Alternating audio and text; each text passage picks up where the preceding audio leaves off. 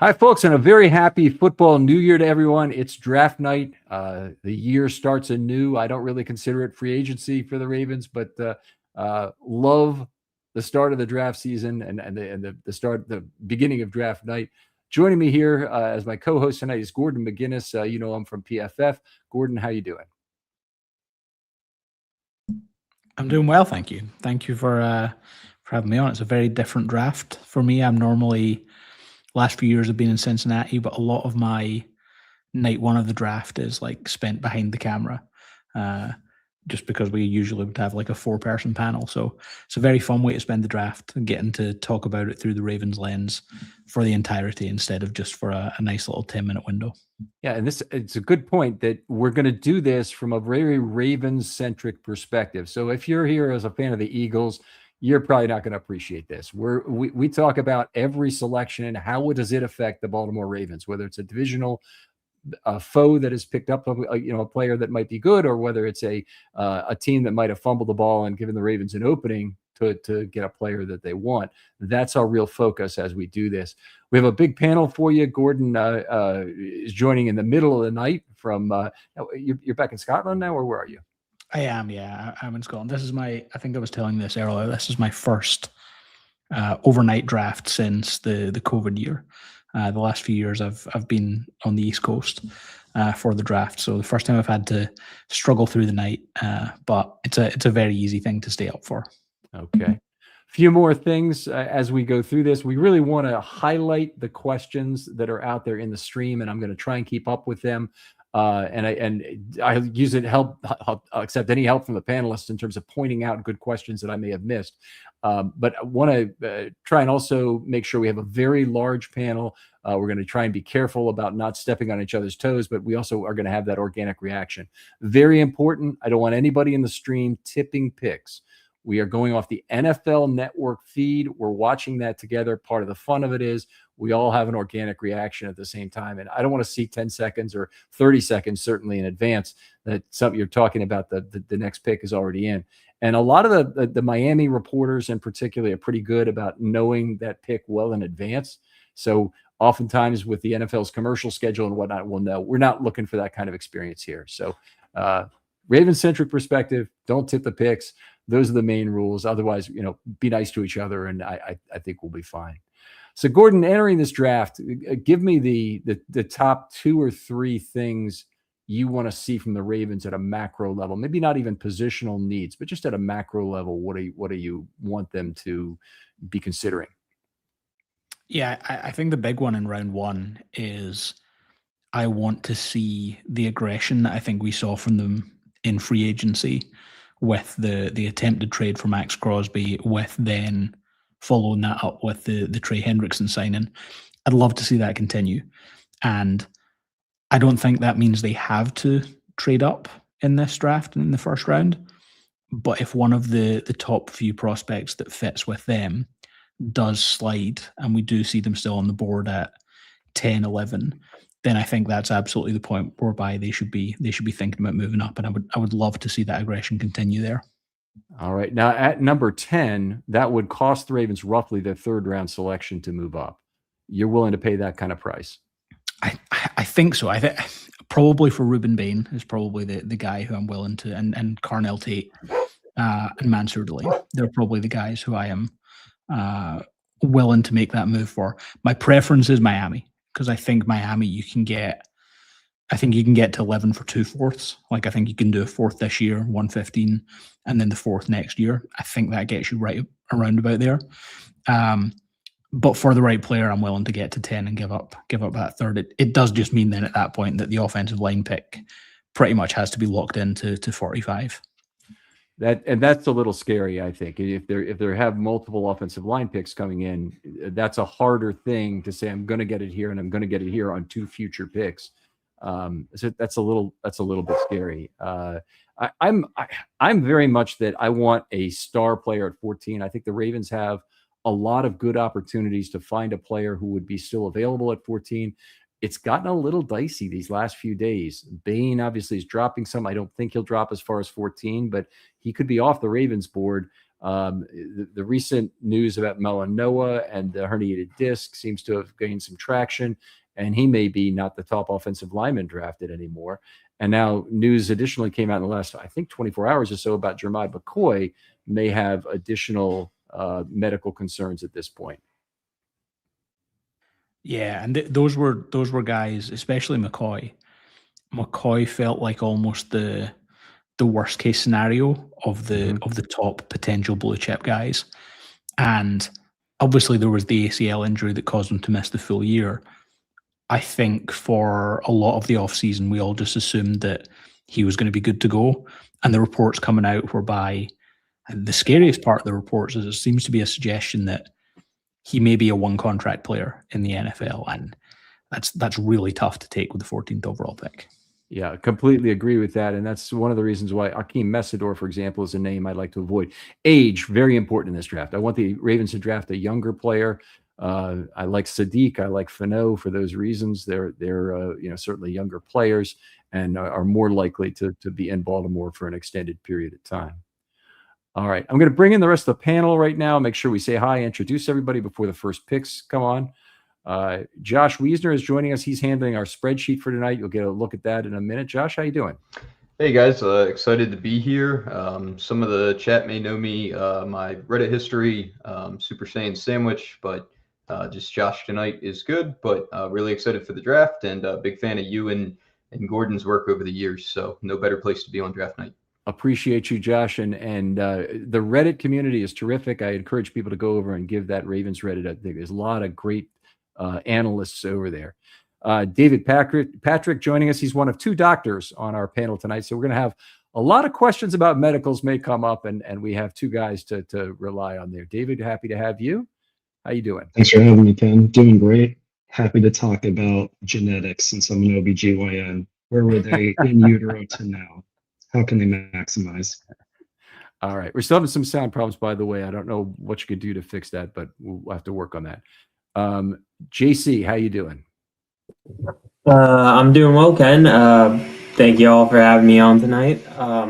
The comment section may know me from Reddit. I'm not gonna say my username, but because I like keep that separate. But pretty happy to be here. I've been a longtime fan, so I'm really thankful for this opportunity. Okay, well, appreciate you, JC. Again, thanks to the Reddit community for giving us some good voices here tonight. Another one from Reddit, Ashwin Reddy. Ashwin, some great stuff during this offseason, talking about a variety of things. Had you on the pod a couple times already. Really appreciate you. And our second doctor on the panel, Ashwin. Tell us a little bit about what you're expecting from the Ravens tonight.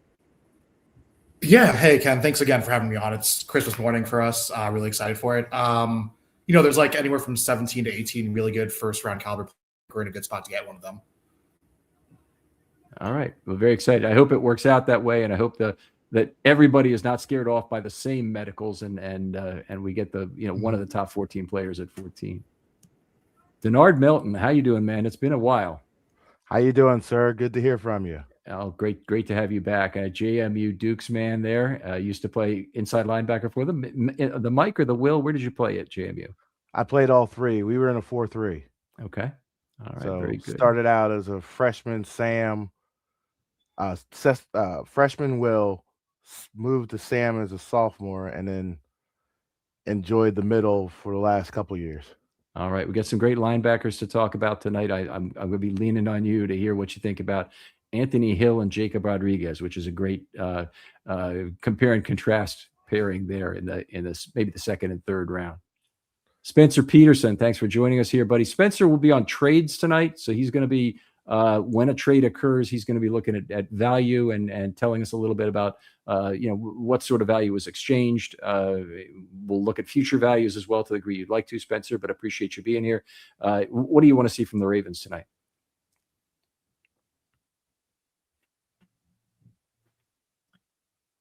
I think, Spencer, we're not hearing you. Yeah.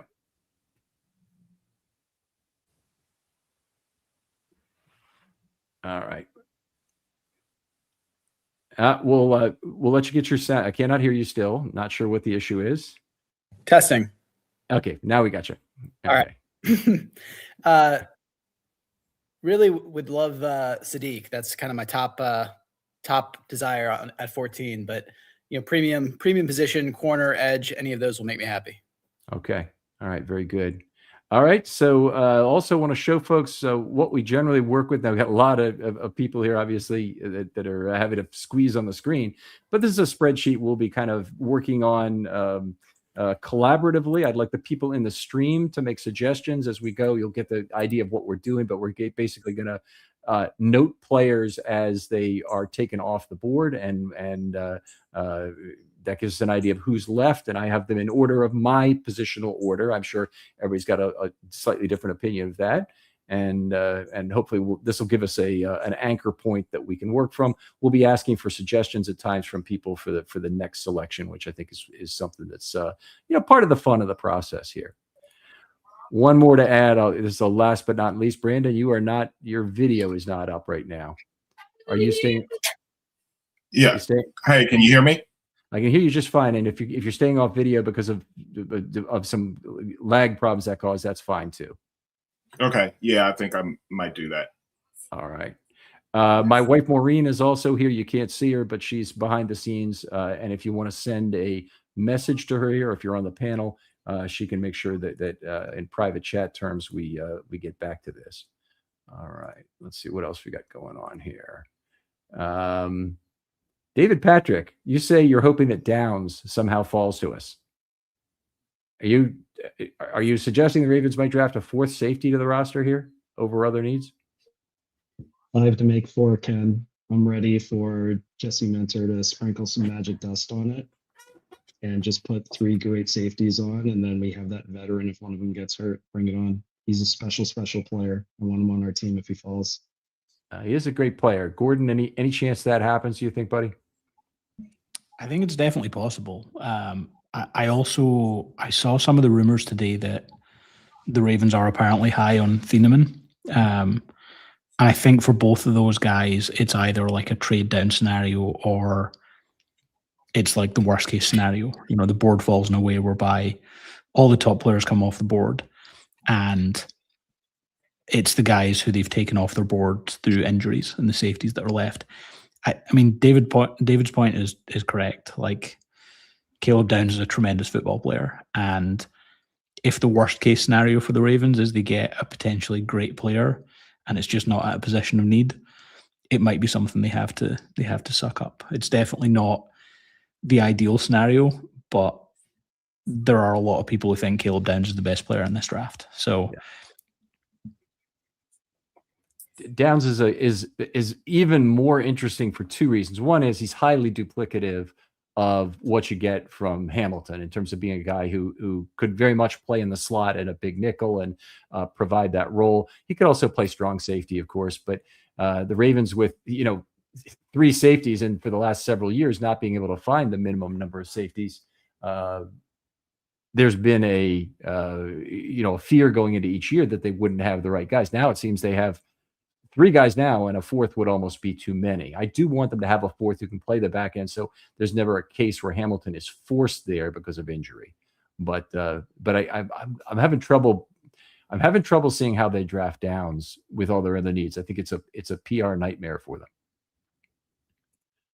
Yeah, I think that's definitely true. Like the Daniel Jeremiah mock draft today, I think is the PR nightmare as well, whereby he had the Ravens coming away from this draft with 2 first-round picks. Neither of them were on the offensive line. He had Kenyon Sadiq at 14, and then he had them moving up with the Seahawks at 32 to take Peter Woods from Clemson. And I don't mind Peter Woods from Clemson, but I think the fan base is going to revolt if you have 2 first-round draft picks and neither are on the offensive line. All right, very good. Appreciate you guys. Bain falling to us. Let's just hear from everybody here. If Bain falls to the Ravens, any reason they would not take him at 14, given what seems to be a variety of medical problems that are seeming to pop up right now? I think personally. Oh, go ahead. Yeah. So the arm thing is obviously it depends on what the Ravens think there, but a player who is that good on the field and produced to that level, I am sprinting in the card. Like, he's a guy who I would move up for significantly, but a little bit if he starts to fall. If he's there at 14, then I think it's a slam dunk pick for the Ravens. I agree with that. I kind of put out a tweet the other day that, in essence, if Bane is there at like 8, 9, I'm thinking about going to get him, because those types of dudes don't show up every day coming out of college football anymore. That's a man. That's a man showing up day one, and you know what you're going to get. And I think that's been missing from what Harbaugh. I think that's what's been missing with the type of Harbaugh type drafts, is a guy with a little bit of ego, a little bit of swagger, who's going to talk and walk. He might catch a fine. He might get suspended for something crazy, but those are the type of guys you need to get into the Super Bowl. That's what's been lacking, I think, for the last 4 or 5 years. Go ahead, Ashwin. I think you were getting ready to speak there. Oh, I'm sorry, David. Go ahead. Well, I'm seeing things apparently. Sorry, Okay. Ken. Well, I'm just laughing and agreeing. I'm with it. No, one quick note. I would absolutely love Bane. I think that's the perfect fit for this defense. Early downs on rundowns, he can play the edge, and he is a great run stopper, great edge defender. And he's a guy that you can kick inside to 3 technique and rush from the inside, and you still have Green and Hendrickson on the outside. So I think that's just an absolutely perfect what we would need on this defense. We just had the official first pick made. Fernando Mendoza goes to the Raiders as expected. And we have our first color on the board here now. So the more chalk picks, and in fact, the more of the currently the players who might be in disfavor that go in the top 13, I think we can all agree that's a positive thing, right? Absolutely. Yeah. I think it gets funky around 3. I think that's when the fun will start, personally. I have to agree with that. Yeah, you really have no idea what the Cardinals are thinking. They could trade back. They could take either Reese or Bailey, whoever falls. It's just a weird scenario. So, is anybody concerned about John Harbaugh and him? I think I'd actually put the Saints on that same level too. I think they have a number of needs, but they also, have a good quarterback, a good running back. They have a decent nucleus there. Plus, I can just never predict what the Saints do. Probably.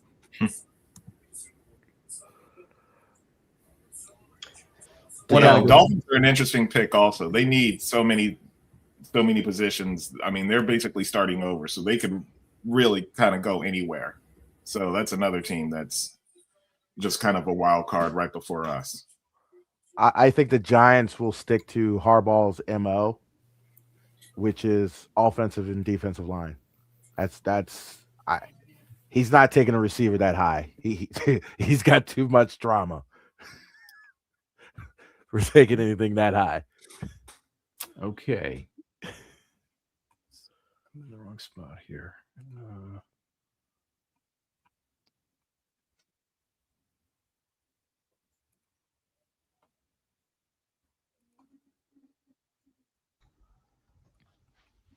I do think it's going to be interesting. Like the Jets dilemma really doesn't impact the Ravens at all. Like I would be curious. He's never going to fall anywhere near. I'd be curious if they were interested in an Arvell Reese, just based on he seems like someone who Jesse Minter can get a lot out of in terms of how he moves them around. But I feel like David Bailey's probably someone they're not overly interested in.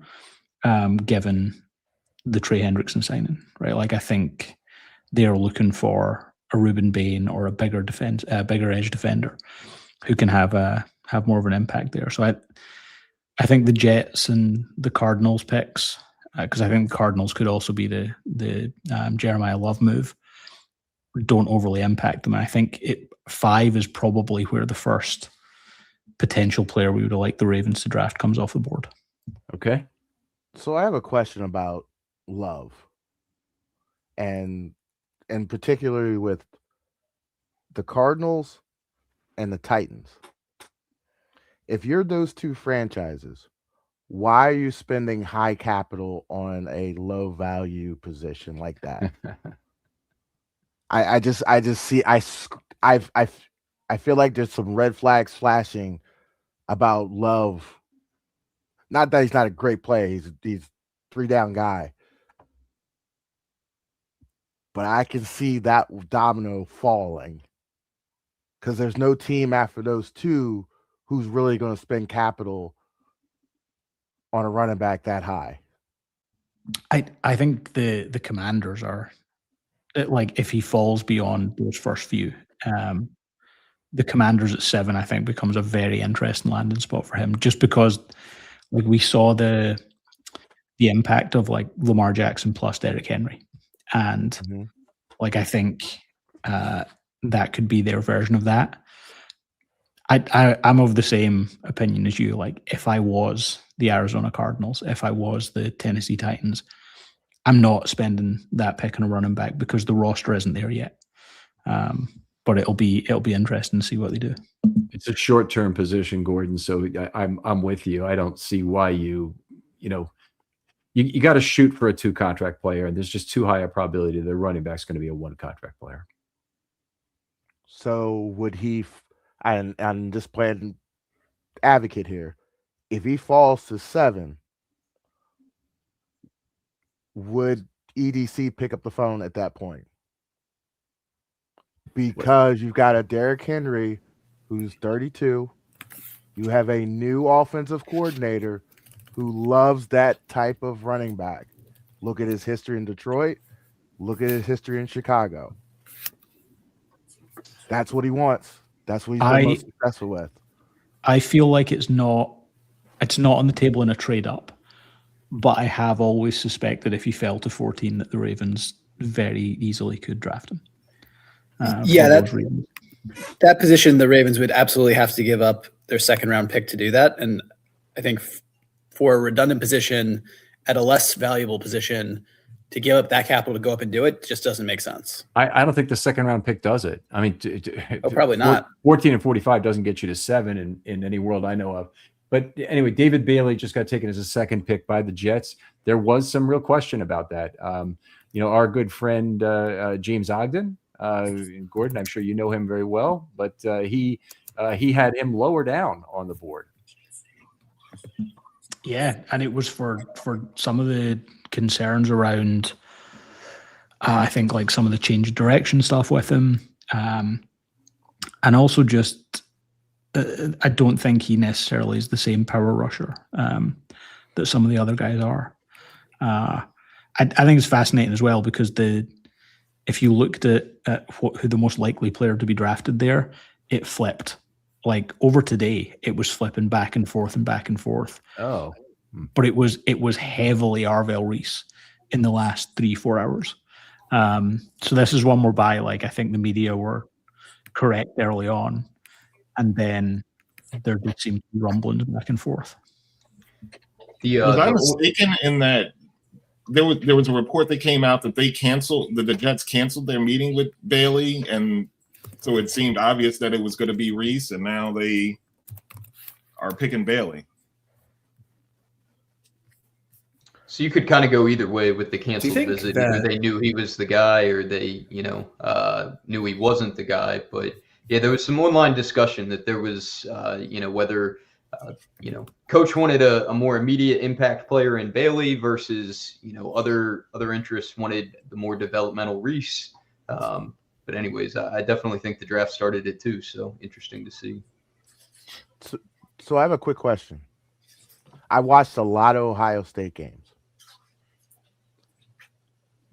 Do you think people are getting a little bit of cold feet about what happened down the stretch, about how they got picked apart and certain defenses kind of road graded a couple guys on a regular basis in the end of the game? For one, maybe the guys up front. So the reason why, if I was the Jets, I would have gone Bailey over Arvell Reese is just there's always like a production question for me, and it's the same.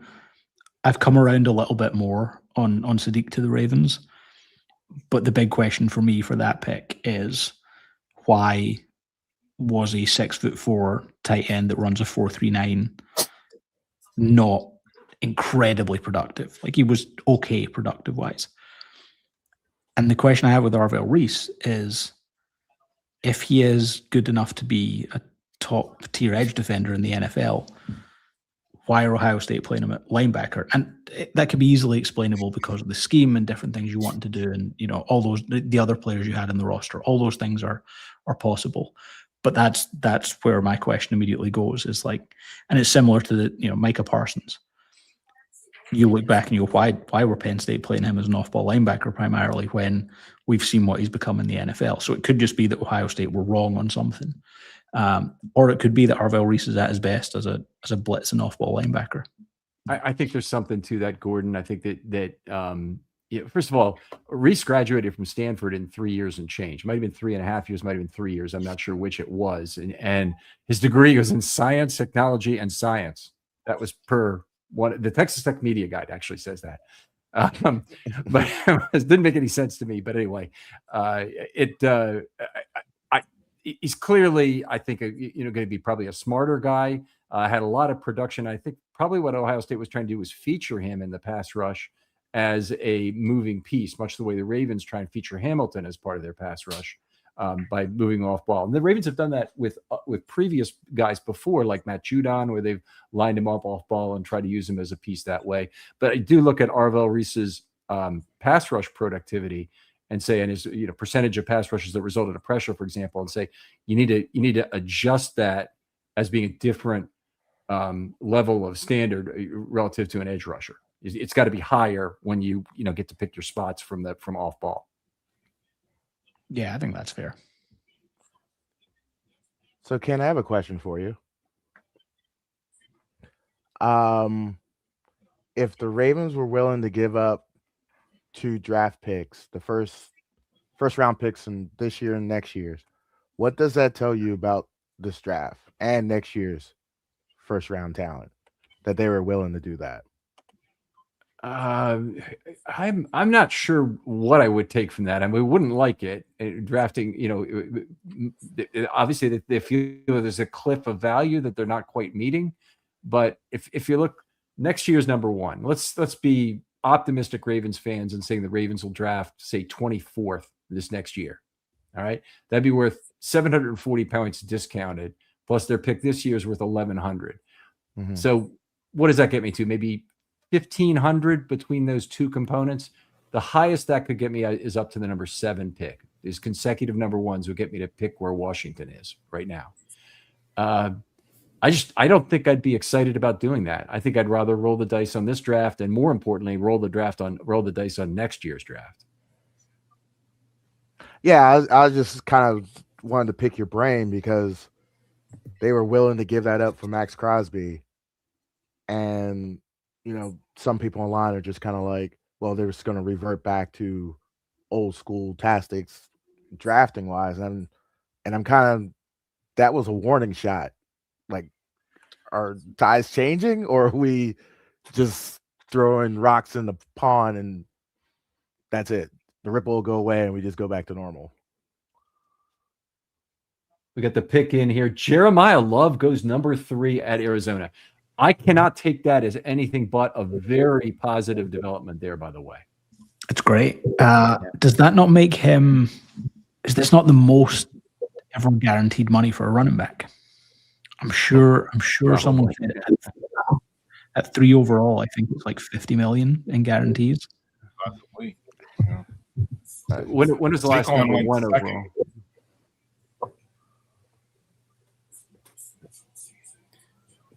Well, what about the old CBA, like the 2011, 2012, when players getting drafted were getting paid as the highest, has the highest players at their position? I don't know. I think Reggie Bush would have been the highest drafted running back in that general time frame. Yeah, or Ronnie Brown or I think Ronnie Brown went third, maybe somewhere around there also. So yeah, there's Ronnie Yeah, Brown he was went a year or two before, at least a year or two before Bush. They really took off in that okay. period. So let's see.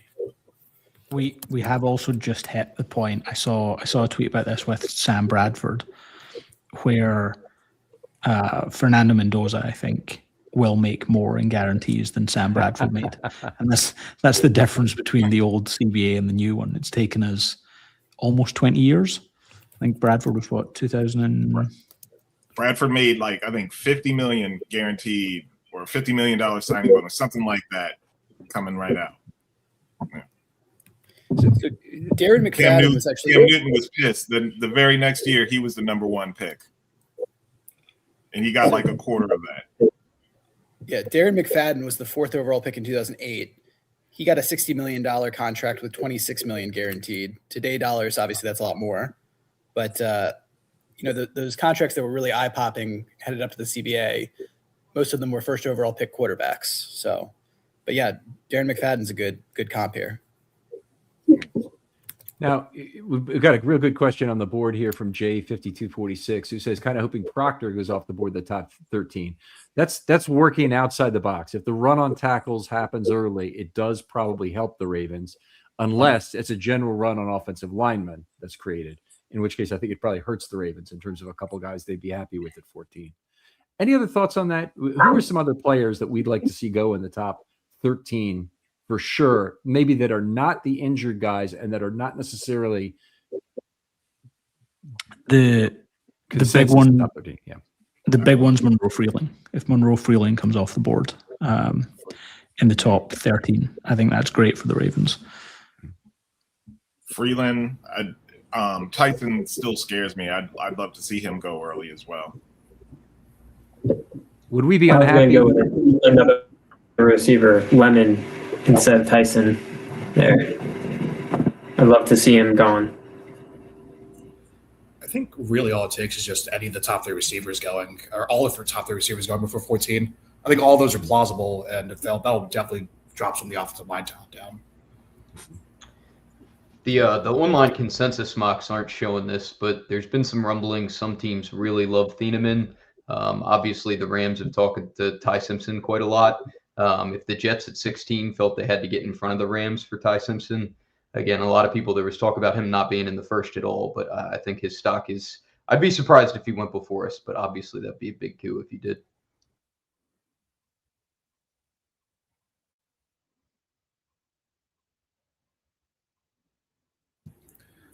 I do want to put this out there too. I personally feel like the Mayoga disc herniation is more of a red herring than anything. I know there's a little bit of talk suggesting that having that disc herniation could put his rookie season in jeopardy, but truth be told, I think it's kind of a up in the air type thing, and really there'd be no lasting long-term effects.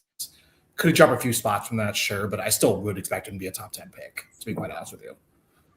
I heard a 3-month recovery, and Ashwin, you're a doctor for folks that missed it earlier. David Patrick, also on our panel, is a 3-month recovery time from, I guess, what would be spinal fusion surgery reasonable?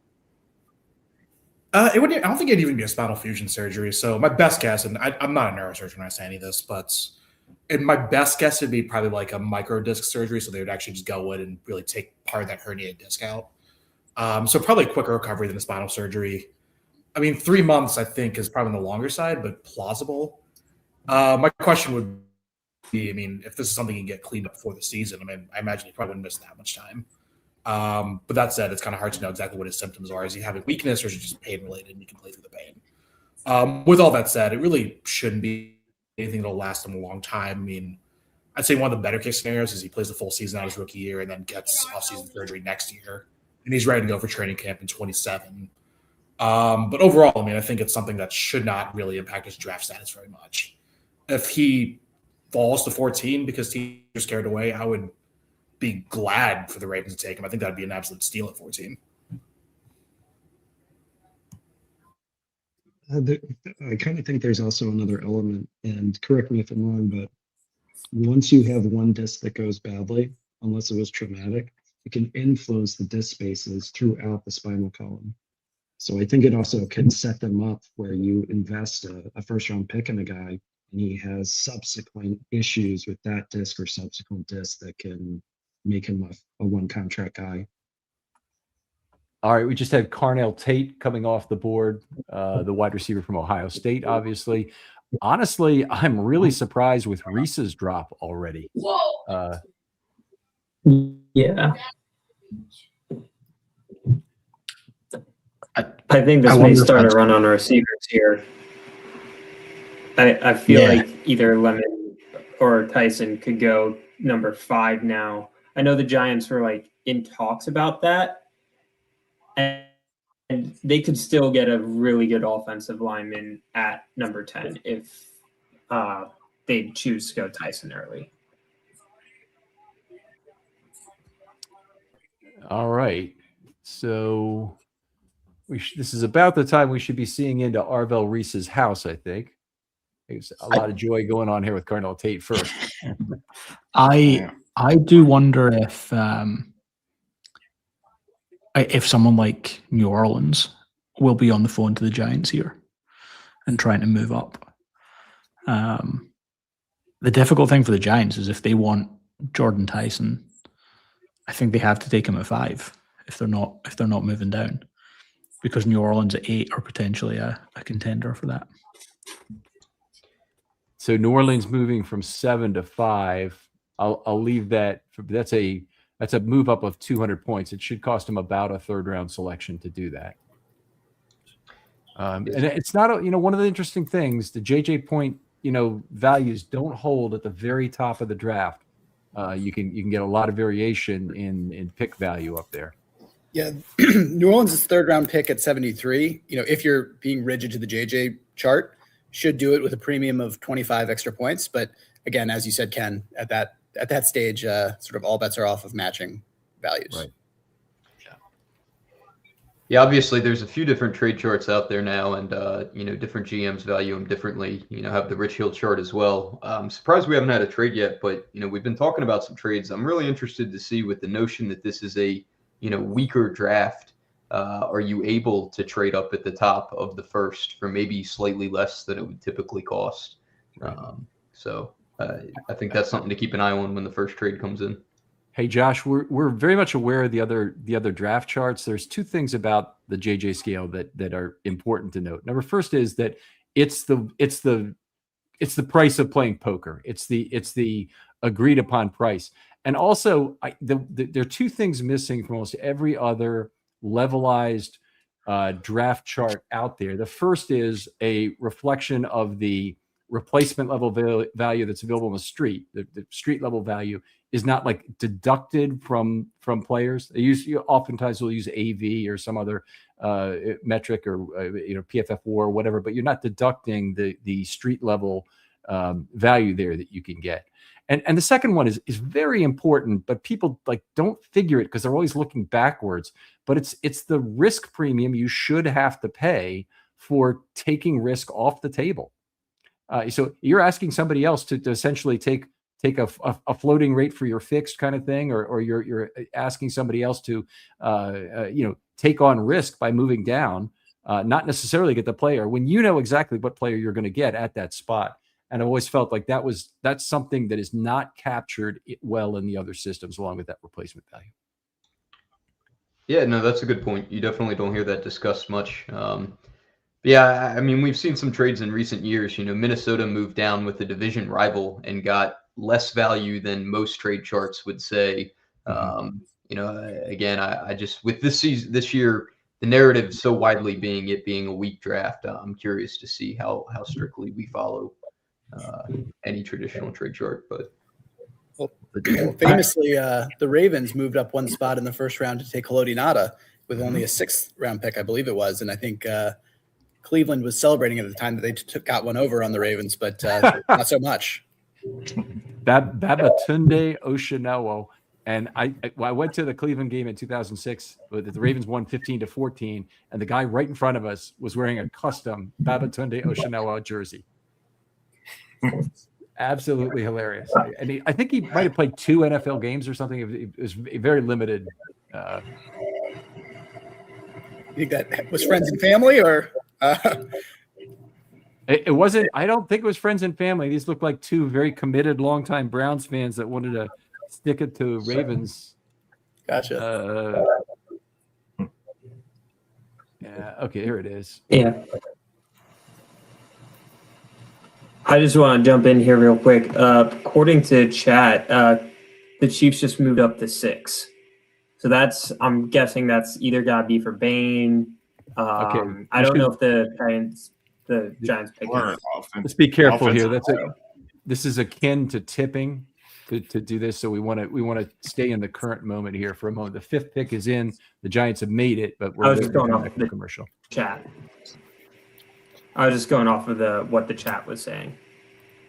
Hey, appreciate it, folks in the chat. Please don't tip picks. We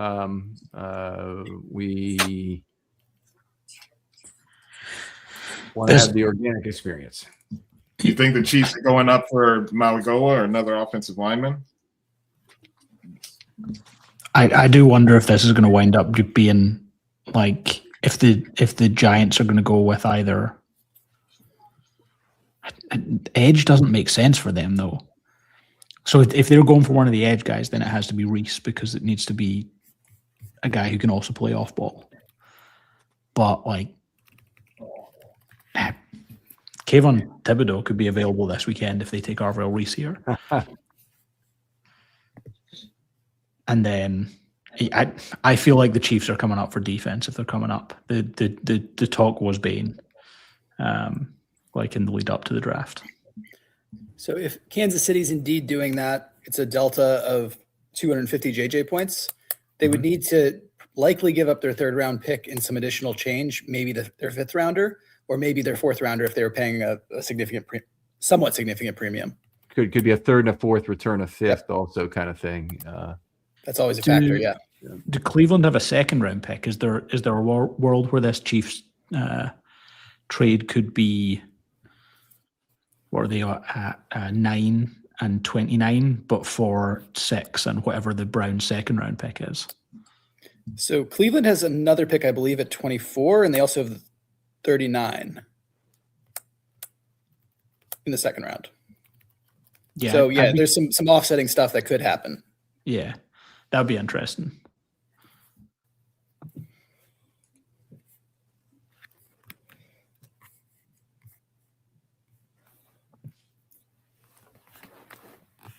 The draft capital has been announced. I don't know if anyone wants to know it, but Let's wait after this pick. Sure. The pick is being made right now.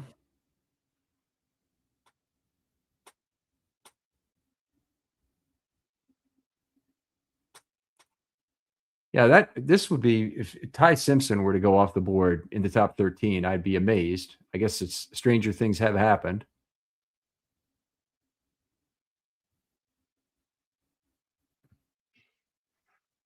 That would be amazing, Ken. I wish for Ty Simpson to go.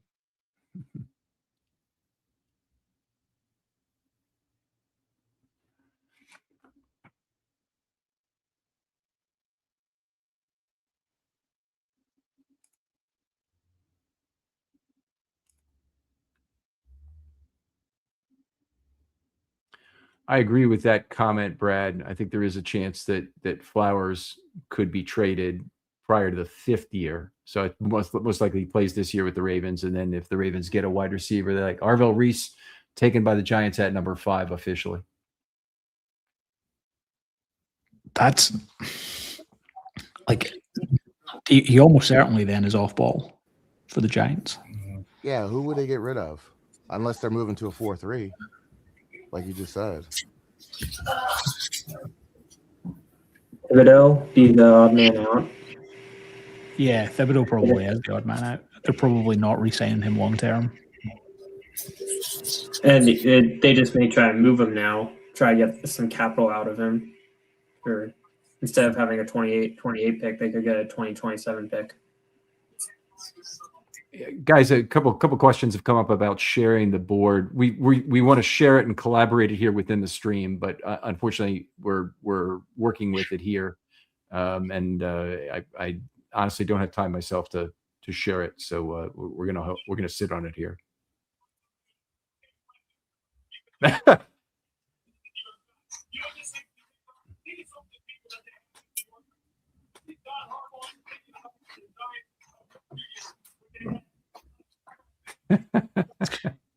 Yeah, I mean, analytics surely says that if you change your number to 15, then you have to get double digit. Maybe that's the sack number from this year. Mike Green changes number to 15, gets 15 sacks. I'd be quite content with that.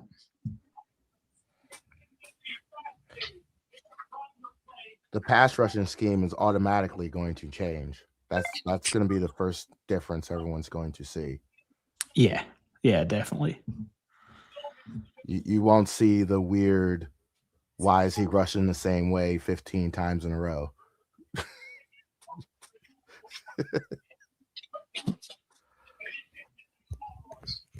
I think there's going to be a lot of fun stuff that we see from the Ravens defense this year.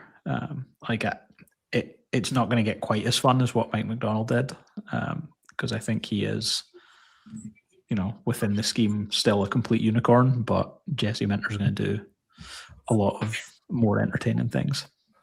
His sim game is better than Mike McDonald's sim game, but Mike McDonald's zone game is better than Minter's zone game. So it's kind of interesting when you watch them two together.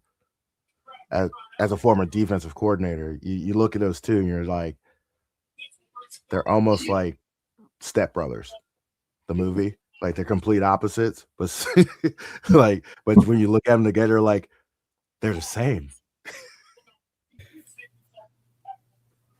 Now that Kansas City is officially on the ticker, do you want to let's hear it? Yeah, hear the capital? So almost perfect adherence to JJ. Kansas City traded the 9th pick, the 74th pick, and the 148th pick for a total of 1,602 JJ points to acquire the 6th overall pick, which is worth 1,600.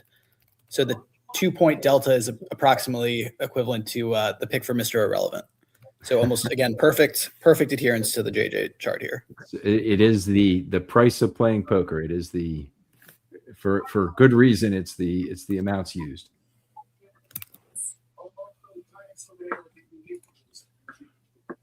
I haven't even thought about this one, Jake, in terms of the odds of an offense versus defensive pick at 14. I think that the chance has gone up so far because we haven't seen an offensive lineman drafted, though. I think I'd say that much. We haven't seen Sadiq drafted, and I think we were bound to have Tate drafted before 14, no matter what. So probably not by a whole lot, but I never really considered Jeremiah Love a reasonable possibility either. Yeah, I think that's fair. I think right now it's probably leaning slightly offense on the offensive line side of things because no one's gone yet. But I think realistically we didn't expect the offensive line move to start until 6 anyway. Like Mawanoa early on was a Cardinals contender, but that changed. So I think this next pick, what the Chiefs do, will tell us there. Whereby, by the way, are you known for that word? Yeah, I say whereby a lot, and I don't even realize I do it until someone says I'm doing it. All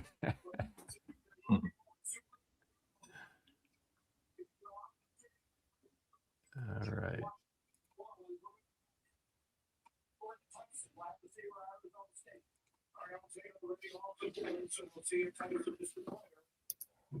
Yeah, that's a good point. KC thinks that players wouldn't have dropped, and here we go. And it's Mansour Delane off the board. Wow. I mean, great player, and certainly figured he'd be gone by 13. I don't think this really changes anything for the Ravens, honestly. Maybe some people can tell me why it does. This addresses a trade that they did early in the year, early in the spring. So the impact for the Ravens here, though, is I think Ruben Bain's in play to fall to 11 now, whereby I think a trade up is that. Whereby I just did it again. I think he might fall to 11 at this point. Like I think Sonny Styles is probably that's the one I was looking at. Styles is probably the pick for Washington next. maybe the Saints take Ruben Bain, but they were also a contender for Jordan Tyson. If the offensive linemen start to come off the board, there is now a real world where Ruben Bain falls to 11, and I think that's a very trade-upable spot for the Ravens. So if you're Kansas City, you want to trade up as economically as possible. So you could, in theory, trade up to number 6 instead of number 5. Then don't they? I mean, doesn't this is kind of indicating that they really thought at least one of these two teams was going to take the lane, but they had to apply a some sort of percentage chance that either of them was going to, either Cleveland or it's Cleveland or Washington or the Saints. Yeah. Washington or New Orleans, right? Any of those three.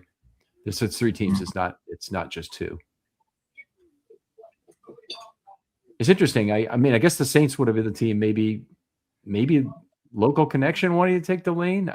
You hear other names associated with Washington. Huh. There were mock drafts that had Delane going to the Saints at 8, so that's probably where that came from. There's also always the risk that someone else jumps into the spot, so you may need to do it defensively. Yeah, good point. They may literally have talked to them and said, "Hey, we're talking to whoever down at pick number 12, and if you don't move up now, you're going to lose Delane." Oh, absolutely. True or not, that kind of gamesmanship absolutely happens on the phones, that people, want this pick and you need to pull the trigger if you don't want them to take that spot. So where does Downs fall now? Dallas. I think Dolphins at 11, I think yeah. Real possibility. But I think you can get him at 14 now, the way the board is falling. Like you Potentially.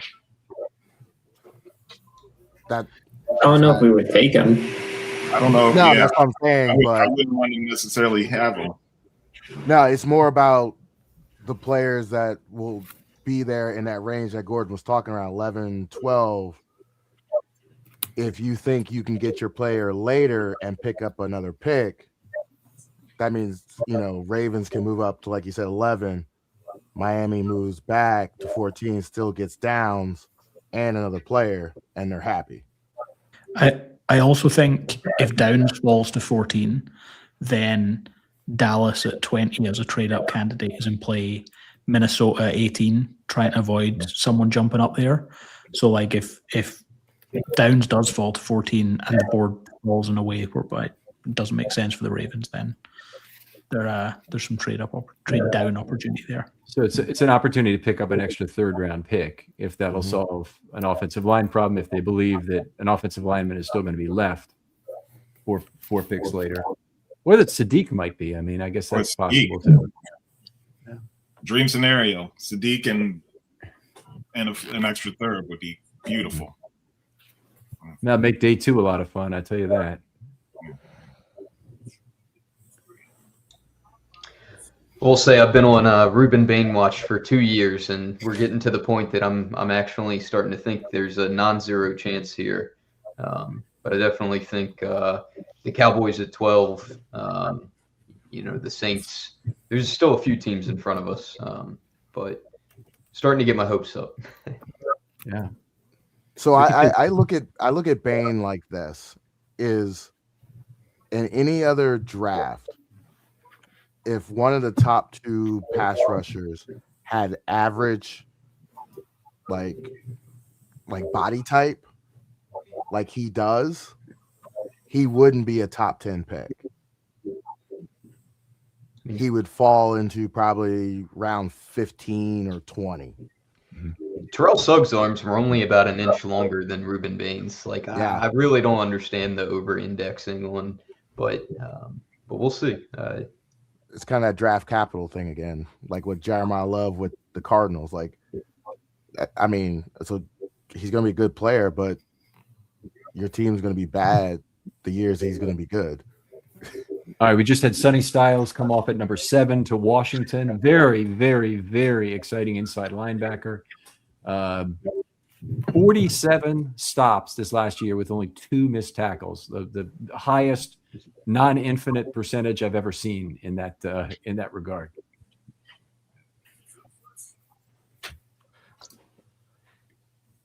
He comes from a very good background. But what's important is he was coached by Matt Patricia.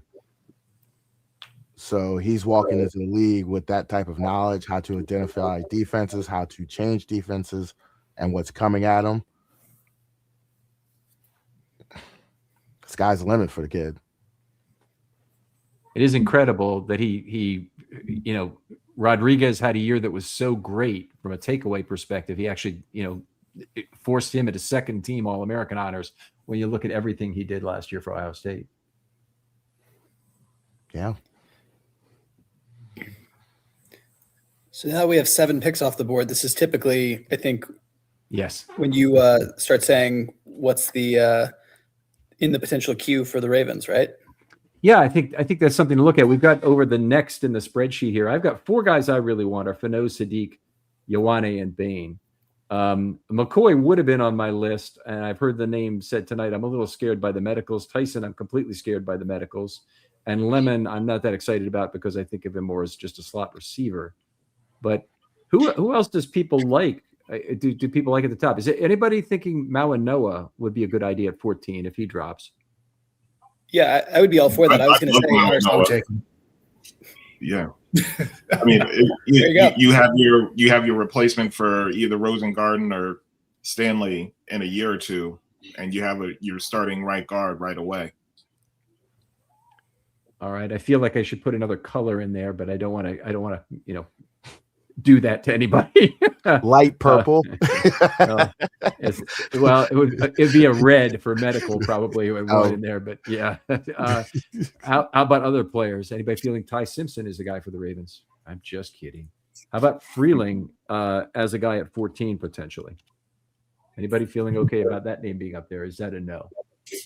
I would trade back for Freeling. He'd be a guy I'd trade back for. You pick him later? I don't think I'd take him straight up at 14. Okay. All right. I'll take him off the list. I just want to toss a name up there. I don't think we go to. I heard Caden Proctor's name thrown around associated with the Ravens, not in any serious rumor, but, definitely, again, offensive line. We like our Alabama guys. We like our big guys. Possibility. All right. So is Proctor a guy you'd want the Ravens to trade back for? Or are you okay with him directly at 14? I personally wouldn't want him at 14, but I wouldn't be shocked if it happened. But yeah, I mean, a trade back scenario, that's definitely an option.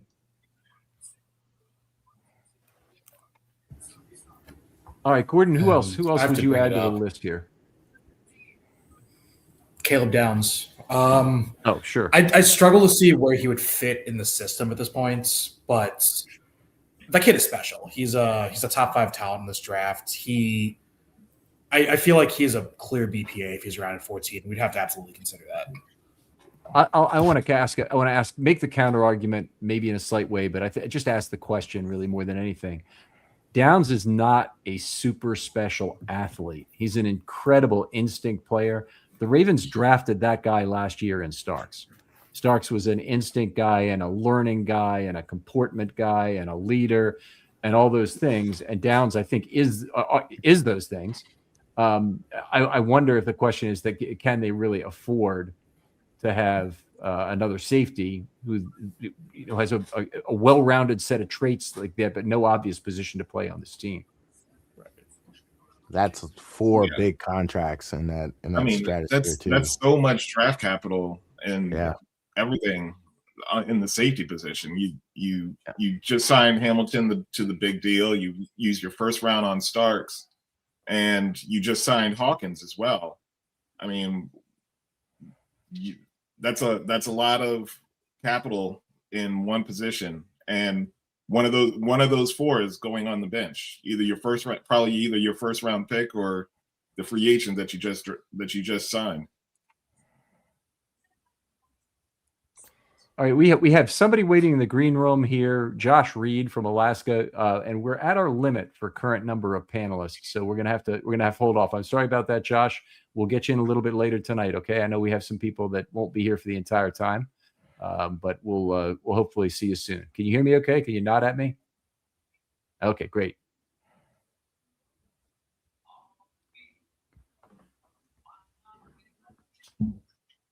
All right. right. So we're up to the number 8 selection here. Pick is in. They just haven't announced it yet. So this is. What do you think? Do you think it's Tyson, or do you think it's somebody else? I think this could be. If this, I hope it's Tyson. If this is not Bain, then I am officially getting my hopes up. Okay. I'd love if it's Tyson. Please be Tyson. Did Cam Hayward retire yet? Yeah. No. That is not Bain.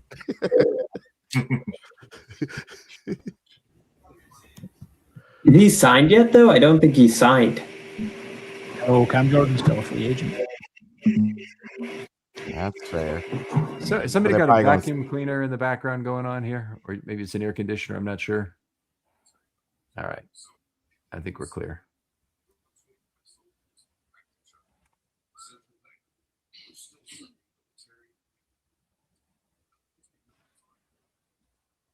I feel like the Browns might be the team to take the first offensive lineman.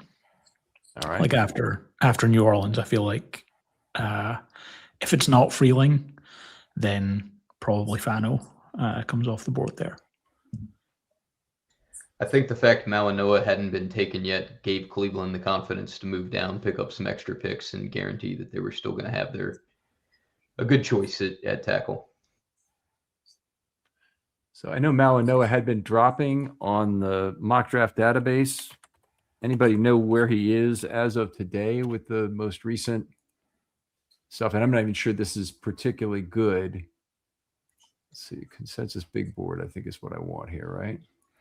Yeah, I mean, I think the latest news just came out so recently that it really hasn't rippled through to a lot of the consensus. Right, that makes sense because they'd have to have a week's worth of drafts or something to average out for that.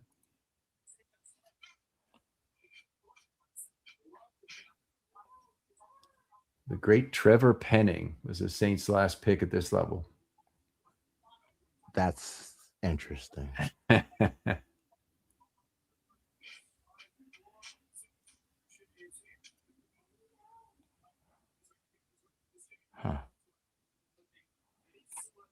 Things are going to get real interesting here real quick.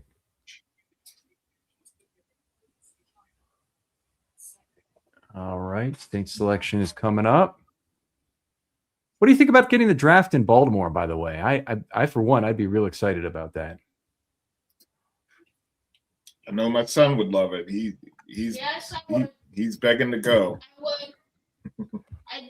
I mean, it'd be right there at the horseshoe. You know where it's going to be. Yeah. Jordan Tyson is the pick for the Saints. Gordon, you have raised toast for Bain. Let's go. We're getting a good player. We're getting a good player here. They're going with Tyson.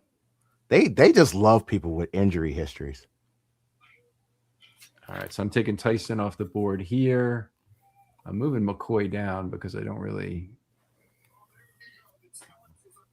Probably shouldn't, but McCoy and Lemon would be like honestly downs too. So we're down to we're pick 8. There's 6 picks until the Ravens go. So if it's one of Fano, Sadiq, Ioane, Bain, Malinois, and Downs, is everyone fine getting the worst or worst fit of those 6 players?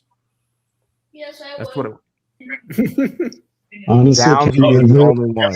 Downs is the only one I don't want. Yeah. Yeah. I don't want Sadiq. I do I would want prefer Sadiq over Downs. I think Sadiq. You're taking Kyle Pitts upside at 14 when there are 15 other tight ends you can take later in the draft. I know I'm contrarian. I don't care about a second contract. He has to be exceptional, and then you just up him at 3-year or 4-year. Why are you taking Sadiq who didn't have production? Well, Sadiq does have production. To be honest, the passer rating throwing him the football was 139 in his college career, and the reason for it is he doesn't. There aren't interceptions on the balls thrown to him for a variety of reasons. Some of it his own ability to fight for the football, but more often the fact that he's so wide open that it's a less risk of a contested football or a tip ending in interception. I don't disagree with you. You also have to consider the offense he was in. And Sadiq really didn't play in an offense where it was like a single player where the ball moved through him. It was a bunch of players to like lower predictability. Like they didn't have a single player go over 800 yards, I think. Yeah, I mean, they had another tight end that went for 500 yards and Jamari Johnson, and they also got they had a couple receivers, so they really spread the ball around. And with Dante Moore, they didn't throw. This wasn't he's a really good quarterback, but he's not a prolific passer like that. So there's reasons for that, for the lack of raw numbers. I do think as well on the Sadiq front, where I was really down on him before, was that I didn't necessarily think he was a fit as an inline guy. And I've probably started to come away from that opinion a little bit in the last couple of days. I watched the Washington game today, and he was in line on maybe like 17, 18 snaps in that game. But there were some nice inline blocks, which I hadn't previously seen from him. And like Mark Andrews is unlikely to be a consistent inline player in this upcoming offense. He will be if they need him to be, but I guess like I previously didn't think that Sadiq could be Colston Loveland in Declan Doyle's offense in Baltimore, and I'm probably starting to come away from that a little bit and see the vision a little bit there.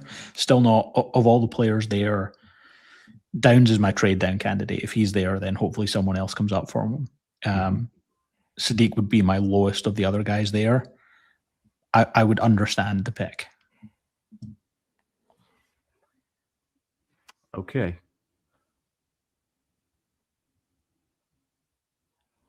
I'm not at the point yet where I'm too scared about Mawanoa's medicals to move him ahead of the other two offensive linemen. So I think Mawanoa probably is 5th on my list, with Downs 6th of that group.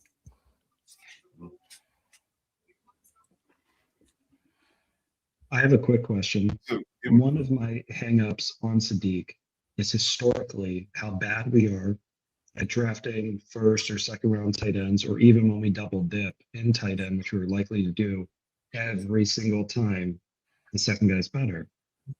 So how does Sadiq rewrite that script, or how do we think that Eric DaCosta has refigured this out? Because if we take this guy, Declan Doyle thinks that he is the tight end that will fit this scheme, or will make a scheme around.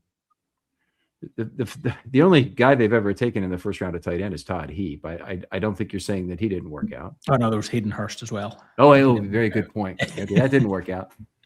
I don't know how I forgot about him, but I understand what the mental block was. Yeah, also Max in second round, but also every time we double dip, the second guy's better. I think we break the streak if we double dip with Sadiq and somebody. Spencer Fano goes off the board at number 9 to Cleveland. That hurts. Oh, that hurts. Hurts on the offensive line front. How good is Eric DaCosta and John Harbaugh's relationship? Because I think 80 overall probably gets this done right now. All right. That'd be pretty good to predict a trade right in real time like this. You're not working with other information that we don't have, are you? No, I'm not. Okay. I've got what I do have is like a little notebook that I'm writing down every pick so that I can try and remember. Fano though is like, I understand why everyone wants Vega Ione. Fano's athleticism, I think, would have been such a good fit in this offense, and in they're likely going to be heavy zone run. I think he would have been a great fit on the inside for the Ravens. So no trade with New York. It says the pick is in. Mm-hmm. For reference, as they come up to the stage here, it would have taken, if we're going straight JJ points, the Ravens' 3rd round pick and 6th round pick probably to match to get up to 10. Giants can't be taking another pass rusher, so I think Bain's safe to 11. At that point, Miami definitely needs a lot of players. Downs is still there. There's a lot of talent still. I'd be calling Miami, but I feel like Downs is going to be the pick to the Giants. Surely wow. here. No, that's not me saying it is. I'm saying I feel like surely he is. Like Harbaugh. Francis Mawanoa is taken off the board at number 10. Wow. No, I said John Harbaugh loves his trenches. not a bad pick. It's always good to beef up that line. I think it is actually a good pick for the Ravens. I think that's good news as far as I'm concerned, because really wanted to see him. I mean, there are 13 players that are going to be taken, and Mawanoa is probably one of the lesser of the guys I wanted at 14. So now with 4 selections left, Sadiq, Ioane, Bain, and Downs are still available. Is there anybody else that the Ravens should consider, like Thieneman, or who even else could not be? at 14. Yeah, I don't think you should consider. I would consider McCoy. I put McCoy in that group as well. He's apparently come out with some medicals today, so he's up there. He's listed on really? our list of theirs, but there apparently is some other concern. The other guy maybe we need to toss back in there is Freeling.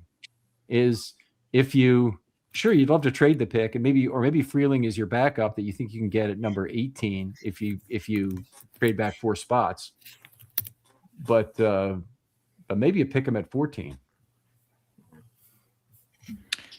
Freeling is like a Come on, Miami. Let's get Downs out of here. Yeah, let's get Downs off the board. That's Love exactly love right. to see that. This is actually there's a trade. There's a trade. Dallas moved up to 11. This is Downs. It's gotta be. Yeah, that's Downs. That's got to be Downs. Please be Downs. So yeah, it looks like they just they're trading in front of the Rams. I think the Rams are probably trying to get up there. Yeah, that was probably the block. I think they switched when Dallas was at 12. They just moved up 1.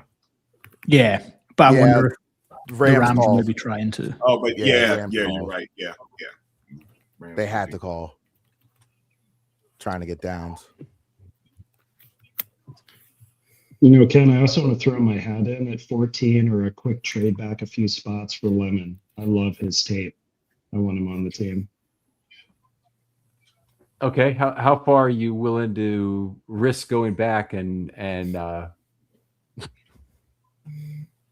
3rd round pick for 4 slots is kind of the big Perfect. point. Perfect. 17, 18, I'm down.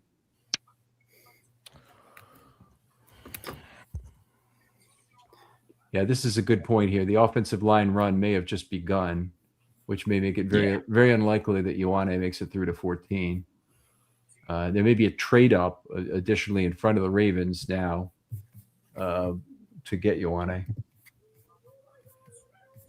The worst Would case the Rams scenario be here- interested in that offensive lineman? Is that something that was on their list? They could be. I think so. I think they are. Especially with Stafford lighting a little bit, you want to protect him a little bit better.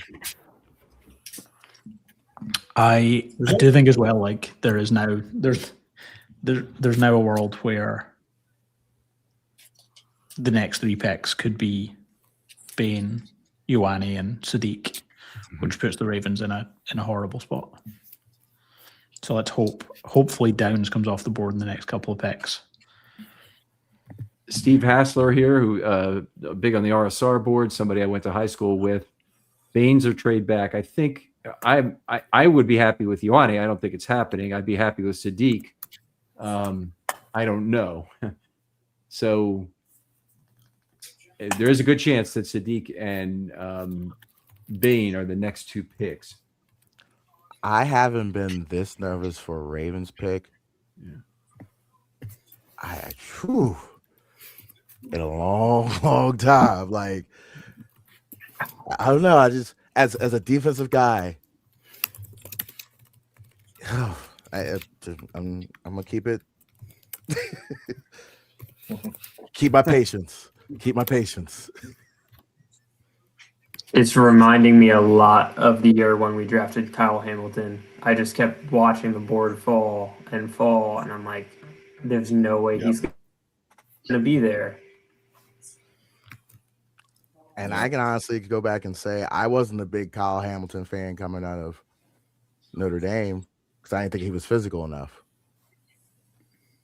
And he's grown into his body, and obviously he's the great safety he was. But I mean, those first 6 games were interesting. So the compensation for Dallas to flip with Miami was announced. I think it was flashed up on the screen. So they obviously swapped first rounders, and then Miami also received 177 and 180, which are worth 21 and 19 points respectively. So Dallas gave up, or Miami rather, gave up 10 points worth of JJ value to move back. So they must be convinced that Dallas is not taking the player they like. Right. I just want to throw out something. What if Simpson's in play? What if quarterback is in play for the Cowboys? That would be amazing. Or the Rams. Cowboys? For the Rams, I Yeah. would think more than Both. so. Cowboy fans hate Dak Prescott. They're counting the years before he leaves. That's too much money tied into that now. Yeah, his cap hit combined with Jerry Jones' age, I just can't see them resetting on.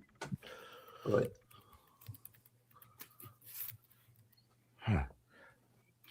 So just something I read that Trent McDuffie is making 31 this year, 31 million. The 6th pick is going to make 9 million. But by the way, Eric DaCosta, after the draft where Trent McDuffie was taken, I think he was traded 22 by the Chiefs. It was in that range. It was in the 20s. DaCosta came out with a very negative reaction to somebody publicly on putting McDuffie in their top 20. And he's ended up probably being about the 8th best player from that draft, maybe higher than that. What do you think, Gordon? McDuffie relative to the rest of that draft? We could look at it. Yeah, I think so. Yeah, McDuffie. A lot of the PFF, like the advanced coverage stuff, so not the target based grading, but like the plays where you're not targeted. He was mainly not this past year, but the previous couple of years was right up there amongst the top few guys.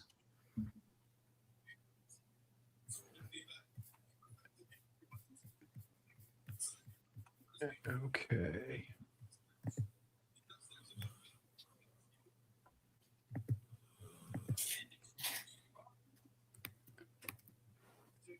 I feel like so on the offensive line front, I don't think Dallas have moved up for Vega. The Rams maybe could take him, but I feel like they're more likely to be like a Freeling team. And at that point, it then is just Miami at now 12 before the Rams pick. All right, here we go. And the Cowboys selection is being announced, and it is Caleb Downs of Ohio State, an enormous pick for the Ravens. Let's go. There we go. Yeah.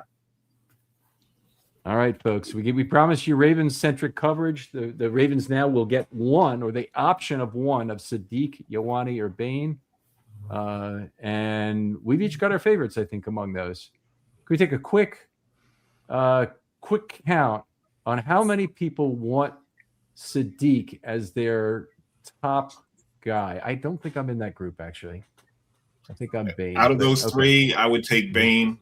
I have a feeling Bain's going to go to Miami. Okay. I would take Sadiq over Ioane, though. Okay, I'm going to go round the horn for a roll call here. Josh, which of the three? Bain by a mile. Bain by a mile. Okay. Gordon, who are the three? Same. Bain by a significant margin at this point. JC, you still with us here? Might have taken a bathroom break here. Ashwin, what do you think? Who are you taking among those three? Bain, a little bit lower, Ioane, than kind of a distant third is Sadiq. Okay. What do you say, Denard? Bain's the man. All right. Spencer, you with Bain? I need Suggs to give him the mask. Yeah, I'm Bain with Sadiq actually as a close second, but definitely Bain. All right. Brandon, what do you already said Bain, right? Yeah, right. Bain. I don't think I think he's going to Miami, but right. I would take Bain in a heartbeat, and then Sadiq, and then Ioane after that. All right. And David, where are you on the potential selections here? I would trade up right now for Bain, and then I would take Ioane at 14.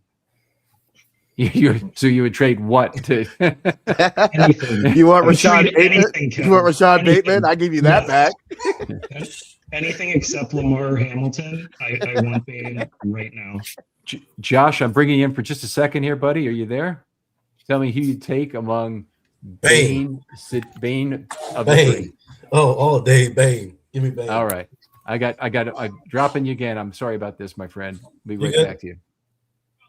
And JC, you're the last one to sign in. If you got three guys to pick from, Sadiq, Bane. Ioane, and Bane, who are you taking? Bane by a mile. It's Okay. not even close for me. And this is pretty impressive what Ohio State has done so far in this draft.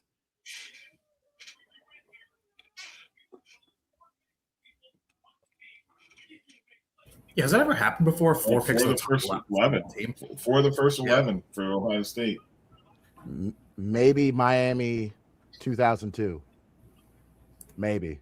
Oh, don't go there. Don't go I there. feel like a lot. I feel like a lot of them will wait around. That team holds light. Hey, 2002 Miami. That might be the greatest team ever. That was the beast. Can you imagine if they had a better quarterback? So 2002 Miami. I'm looking in the wrong column. That's why. Okay, so they had McKinney. McKinney was the top guy off their board. Then Jeremy Shockey at number 14. Philip Buchanan at number 17. And Reed at number 24. And Mike Rumpf, the defensive back to San Francisco, at number 27. That boy could hit. Don't forget they also had Kellen Winslow on that team, Clinton Portis, Frank Gore.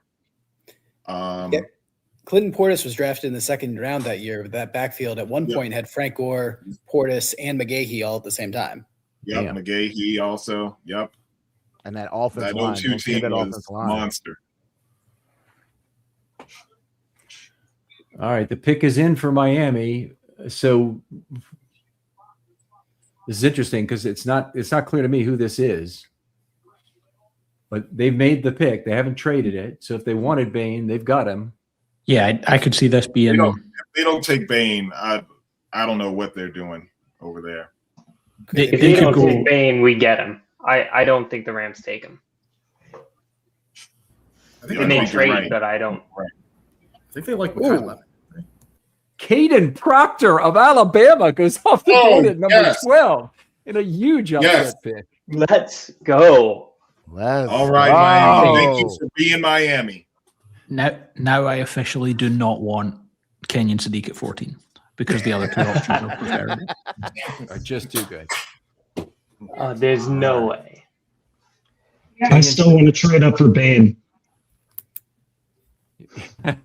Oh, I mean, at this point, it's like a fourth round pick. Gets you. Easy. Do it. Give him a fifth round too. We got 4 of them. Okay, but they got three Just players, three confirm good it. players to choose from too here, David. I mean, Do it. It- Fourth rounder. I want to point out the two of you both with your trade up scenarios have been wrong multiple times already. You've given away a lot of draft capital for the Ravens that in notional terms that didn't have to occur. All right. Enough beating on you. Well, I just freaking hate trading up. Yeah. I think the Rams with Jared Verse, and they just gave a first to the Chiefs for Trent McDuffie. I really think that I think Sean McVay's they're not gonna have the 13th overall pick very often. He's gonna be pounding the table for offense, but we'll see. All right. I Is do there wanna say any something. chance? Yeah. I do want to say something. I saw a quote from some source on Twitter saying Les Snead thought there would be 2 QBs drafted in the first round. He was high on 2 QBs, but I don't know what's going to happen. He's the GM for the Rams. I don't know what's going to happen though. You think you're saying the Rams might draft a QB, Ty Simpson specifically at number 13 is what you're intimating. There was a quote that I saw on Twitter that said Les Snead, the GM for the Rams, was extremely high on Ty Simpson. Okay, and Les Snead is obviously not the one saying he thinks 2 quarterbacks will be gone in the first round, because then he'd be giving away his own pick. If he said that he said he thinks Ty Simpson would be gone and there would be 2 quarterbacks. I saw a report this morning Gone about first. 8 hours ago where Les Snead talked to Ty Simpson's father and said that 2 quarterbacks like Ty Simpson will be a first rounder. Huh. I'm not saying that I don't, but yes, I also saw that report. Well, let's hope. This is a prodigious drop for Bain.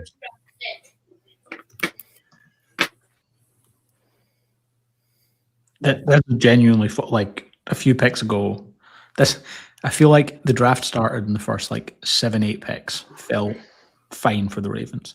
Then the next few it got a little bit dicey. First 8 I think fell okay for the Ravens. Then it got a little bit dicey. The last couple have gone in their favor. Like for them, what you imagine the board looks like, for them to be sitting here knowing that Ioane or Bain are available to them at 14. At least one of those 2 guys. And Sadiq is the other option if they really like Sadiq. I imagine they're pretty happy in the war room just now. I think with Kansas City taking Delaney at 6 really kind of shuffled everything. Like everything was chalk to a extent, like you saw the receivers and everything. But when the Kansas City went up and got corner, then that made somebody have to jump up for downs. Like they knew that it was coming. So we will see. Yeah, I think Proctor, Delane, and Tyson all going ahead of us has really given us quite a good board here. But John, I'm gonna say no way in hell would they draft Woods at this point. They might like him if they do. They can trade back 8 to 10 spots and still get him. The reason why that has come up though was Daniel Jeremiah. He was on, I want to say it was the Ringer, their one with McShay, and they were just like going through each team talking about stuff. And Daniel Jeremiah said something along the lines of like, don't rule out Peter Woods for the Ravens at 14. I feel like that was probably like the worst case scenario board though. When he did his mock draft, he obviously had them moving back into the first to get him at the back end of the first round. So I think it's possible, but I don't think it's likely, especially the way the board's fallen. Now I know not everyone is a conspiracy theorist, but if you think back when Suggs was coming out of the draft, there seemed to be some weird and erroneous reports that came out about a week or 2 before he was drafted. And a similar body type, similar motor, a little bit nastier, shows up in this draft.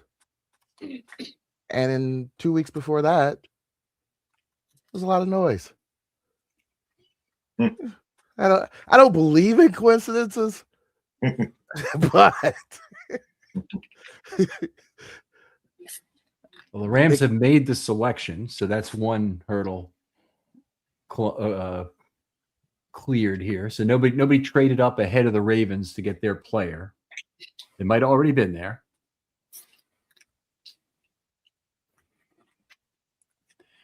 Steve, I'm in agreement for the tight ends in particular, that there's a lot on day 3, and it is a legitimate reason not to go for Sadiq. You could have some buyer's remorse on it.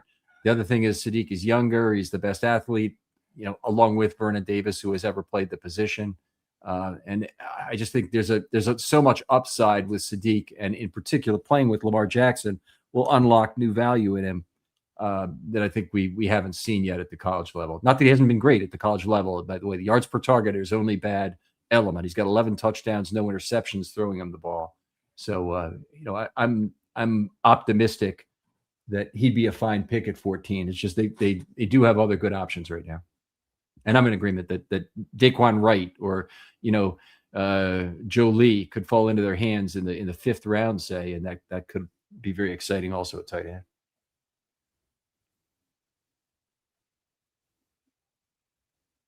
The guy I want, and it's really always dangerous when you pin your day 3 hopes on a particular guy. I want a receiving tight end, a Stowers or somebody like that would be great if he lasted all the way to 45. But the guy I really want is Nowakowski out of Indiana. I just think he's an absolutely ideal move tight end who can give you half a fullback, half a tight end, incredible tackle waiting to be broken when he's in the game. And I think he fits really well with Eddie Faulkner, the running backs coach, who's always coached up those Pittsburgh backs, get him the ball in space and have him break tackles. I think makes a lot of sense. But we can never be sure we're going to get that guy, when we're in the middle of round 1 right now. So we just have to let the board fall. I have a similar one with Carson Ryan, the BYU tight end, but he's more like the inline guy. I would love him in the 6th or 7th round. Didn't get a combine invite, but blocked really well in line and was a pretty solid receiver as well. All right. Okay, here's the pick that opens it all up for the Ravens here. Does anybody believe that Bain could be the guy still for the Rams? No. No, they got Byron Young and Verse. Verse. So They got 2 good young guys already. It doesn't make sense. yeah. Ty Simpson, the quarterback from Alabama. Okay, now I got to know. I swear I did it. 14? 13? Yep, 13. Oh my gosh. Okay. Oh my God. So the worry is now that Bain isn't on the board. Well, he could be a black dot. That's what it would mean, Gordon. And I don't know if they use the black dots anymore, but when I last saw the draft room, they had black dots on the plaques for players they weren't going to draft. You think that 2024 incident is going to have that much of a blowback?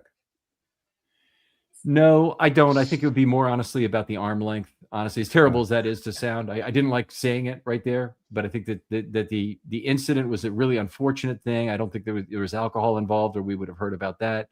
I think it was just it did not rise to the level of charges need to be filed. So I think the incident is handled. His arm length he has to live with for the rest of his life, and most importantly for the rest of his Ravens career. And if we take Ruben Bain, this is exactly the kind of fall that we want. You put on the tape, this guy is dominant. He has no business being taken at 14, but he has short arms, so they don't show up. Let me just ask you this, okay? If they reversed the Crosby trade, how fantastic would be to get Bain at 14 plus a pick next year instead of Max Crosby? How freaking fantastic would that be? Yeah, Easy. Raiders fans would be pissed. And you got Hendrickson for the same amount of money that you would have paid Crosby too. So you factor in Hendrickson, Bain, and whoever you get next year. That's way more than Crosby. Right. Bain's kind of a perfect fit for this team if he's the guy, because he'll play some running downs. He'll take Mike Green and allow him to be a situational pass rusher again. He can kick in on 3rd down and give him a pretty bodacious 4-man front with Travis Jones and Green and Hendrickson. So I like how they're going to look this year. Ken, and bring in Cloud. One here would like to say who he wants for the pick real quick. Okay, you want so bad. I want him so much. I projected him from at school as the number 2 or 3, the end a few weeks ago, and now that he's falling to us, I'm so happy. I didn't even think that was a possibility. I'm so happy. And even if we somehow don't get him, if we don't draft him, I'm gonna be so mad. I'm gonna be so mad. Well, the pick is in. Looks like. Who would be even the beneficiary of if the pick is in for the Ravens? That means they're not trading back. And they've ran it in pretty quickly, a couple minutes. Yeah.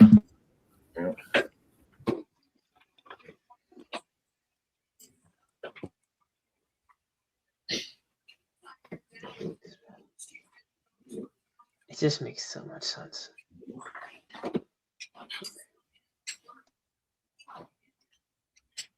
Okay, I've gotten a little bit behind on some of these comments. I'm sorry about that.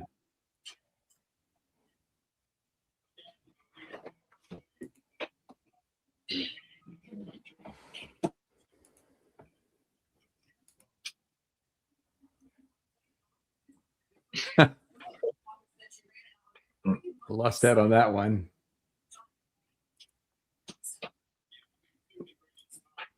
Okay, this is good. People in the chat giving their order of how they would take people. Bain, Ioane, Sadiq seems to be a fairly common one.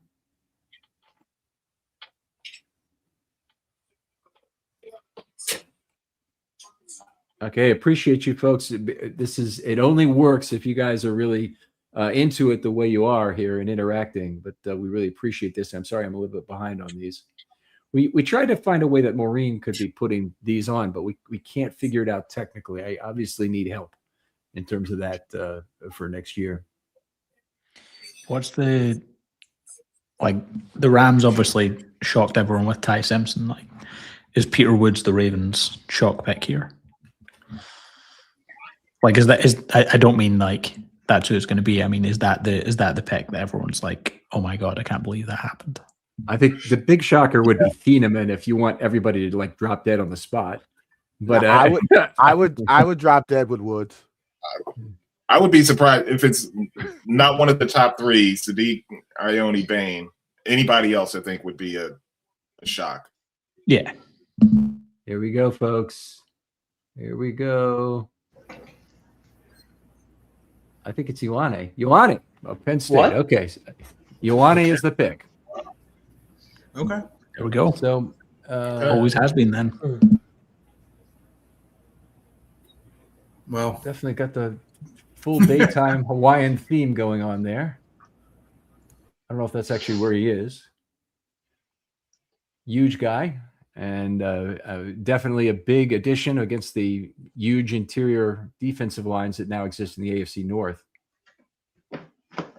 And I guess it leaves the Ravens options open a lot on who they might take later as a outside linebacker, for that matter, or for a tight end, either of those positions. And it addresses their biggest need right off the bat. Let's get thoughts around the horn here. Josh, start us off.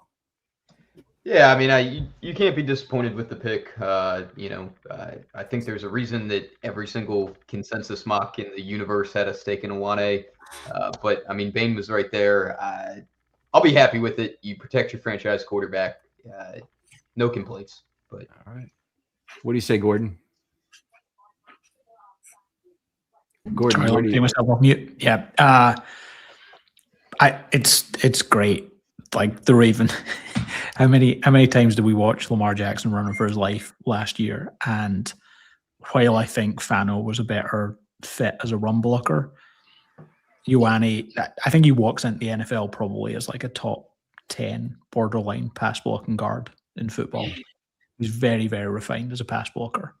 And it gives Lamar Jackson more time. I think the interesting thing is going to be who starts at right guard between him and Simpson, because I think it's probably unlikely that it is one of them is I don't think one's going to be a high priced or a high draft pick backup with Emory Jones starting at right guard. So I'll be curious to see if they kick Ioane over there straight away or if Simpson is in play at right guard.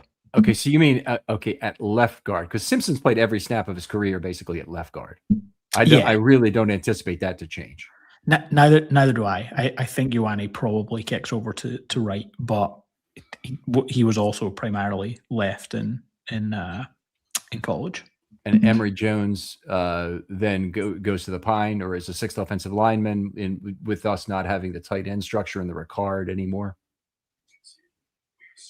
Did he play center in college at all? I don't think so. I think he took like 17 snaps. I think Ioane played center. No, I'm talking about Jones. Oh, Jones. Jones could be an interesting option to throw into the center competition. That's massive up front. I'm just kind of just throwing a name out there, but it would kind of make sense with a new offensive line coach looking at things just a little bit differently. Now you got Simpson and this road, and Vega on your guards. You're not going to let your second, third round pick sit on the Pine without someone seeing what he can do. All right, I'm looking for his positions here. Just give me a second here, Denard, on that. So with detailed positions, no, he played, well, let's see. In 24, he played 100% of his snaps at right tackle. Let's go. In 23, he played left tackle, right guard, and right tackle. Played 33 snaps at right guard, and that's, of course, where the Ravens are probably considering given his length. And in 22, going to detailed positions again, he played only right tackle. So he's never played at center or left guard. Okay. Mainly a right side guy. Okay. I mean, Denard, after a year of lost development from Emory Jones, and effectively, I mean, he barely got on the practice field. And then when he did, they said he couldn't pass block yet, and his time had run out already, and they're just talking about just starting it. I mean, he's basically lost a year of development. Mm-hmm. It's hard to be as excited about the guy's future anymore. And then you go back to the fact that, he's a third round pick originally, not a first, not a guy that, oh my God, how are we going to get by without him kind of thing when he was drafted. I'm not as optimistic about his future anymore as I am about, well, certainly not as I am about Ioane. Okay. The guy I think they didn't need to sign, or they arguably didn't need to sign, was Simpson, but it did make it a little bit easier on draft night to not feel like they had to be forced, I guess, into a position. And then they went that way anyway. Yeah, the signing of Simpson and then the center situation is literally the only reason to even have a minute amount of disappointment with the Ioane pick. Is like they've got to double down here. I'd imagine that third round pick, that's when a lot of the centers are projected to come off. You can't trade for one. Again, if Emory Jones isn't doing it, I'm not sure what the plan there is at center. But Corey Bullock. Or a fourth round guy that get Slaughter, or maybe one of the guys like Jones they could get in the fourth or the fifth round. Ryan Parker. Does Voorhees potentially move to center? Because I mean, he's right on the roster bubble now with that big. He's got like a $3 million cap hit. Now you have Ioane, and you still have Jones under contract. I mean, kind of guard is kind of out for him now. I think it might be him moving to center or bust. Right. Yeah, I'm with you. I think there is a risk that he gets cut. But on the other hand, the Ravens have gone that way with $3 and $4 million backups before. They signed James Hurst to a 4-year deal under those sort of circumstances. And I don't like giving up with a guy that has 2 years of runway left. That's where a lot of the Ravens in the Joe D era developed into better players. And I think that Voorhees, it could be another. He won't necessarily be Ryan Jensen, who ended up being a very good player, but he could, Jensen and Powers. And you want to go back a lot of years. Who was the tackle they had in 2006? Who was good, and then went to Carolina on a multi-year deal. Brown, Jason Brown. No, not him. He would be another example of a guy who got good in his last year prior to free agency, the last couple of years. But before that, they had a right tackle, white guy, big Ricky awkward Wagner. Dude. No, but Rick Wagner. he would be in the same class, but it's not him. Hurst? Kimoyatu, is that right? Is it? They had Miyake Kimoyatu, but they have another Kimoyatu who played right tackle for them in that year. Tony Pashos? Tony Pashos, that's who I'm thinking about. Yeah. The offensive line Kimoyatu was a Steelers player, I think. Chris Kimoyatu. There's Bain off the board, by the way. Number 15. What a bargain. Who's that? 15? Bain, $2.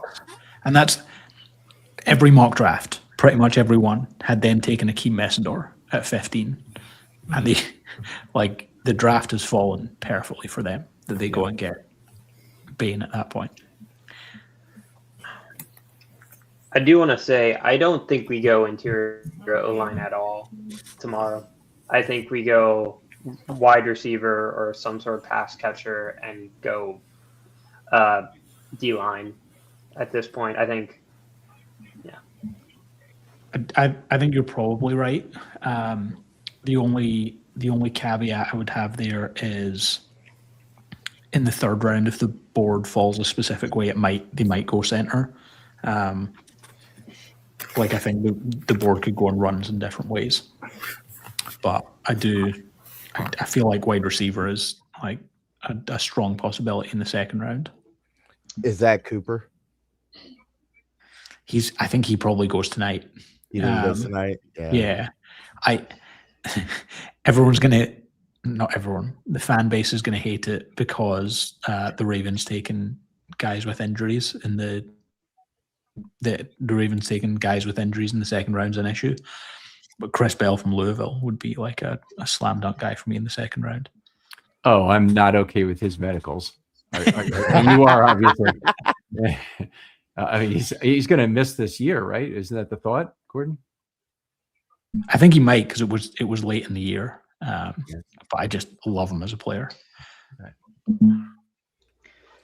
Two guys, quick I gotta notes. step out real quick. I gotta take care of the kids, but I'll Sure, catch no up with problem. you guys there tomorrow. Great seeing you. Take it easy. Yep. Two quick notes on some prior conversations. There's a great Twitter follow, Don Olson. He has a family member that works within the organization, and he frequently kind of hints at things. It doesn't have a 100% hit rate, but kind of gives somewhat of an inside look at times. He was saying that Owane and Malinoa were the two top choices by far within the team tonight. Don't know how accurate that is.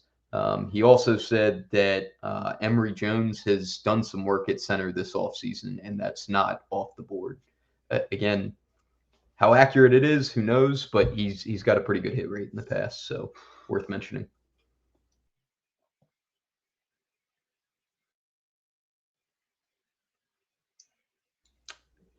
You're on mute, Ken.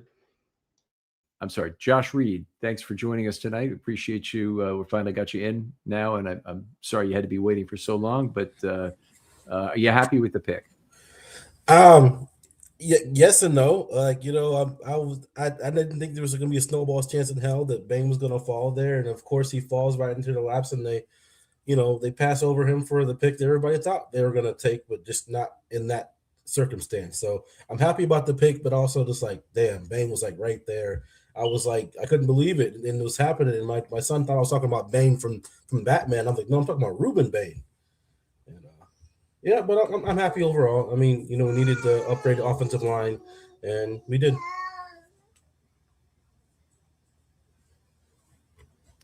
All right, very good, very good. Jet selection is in here. It looks like Goodell's at the podium making it right now. And it's Kenyon Sadiq off the board. I really thought they'd go wide receiver. That's interesting. They already had Mason Taylor, though. Like, I mean, a weapon is a weapon. Well, blurs the lines between 11 and 12 personnel. So he's a guy. I mean, if he had that body as a wide receiver and a 4.39 speed, you'd be all over him. If he just said, "Yeah, I'm a wide receiver," kind of thing. That's not enough, obviously, but he's really going to thrive with Geno Smith throwing to him, just like Bowers did last year. I feel like as we look ahead here, the Steelers come on the clock in 4 or 5 picks now. The wide receiver board has fallen quite nicely for them. They're either going to get, if they want a receiver, they're going to probably have a shot at either Lemon or Cooper if they want him. Lemon or Cooper, right? Boston goes in the late 20s somewhere. Probably. I think that's probably more likely, yeah.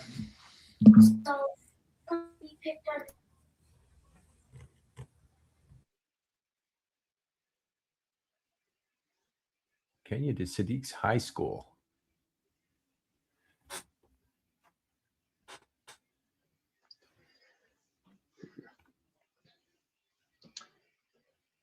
I do want to propose a question. You go ahead. So we had, thank you. We had Bane versus Ione. So would the panel rather have, for example, Bane and pick up Zeitler at guard, or Ione and pick up Clowney at end?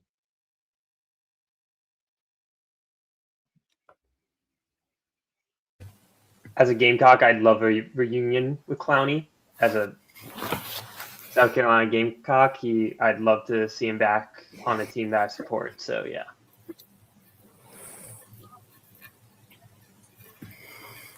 I just think with our typical draft position, the opportunity to get a game-breaking edge is just so rare. I have to think that there's something internally that eliminated Bane as an option, but I could be wrong.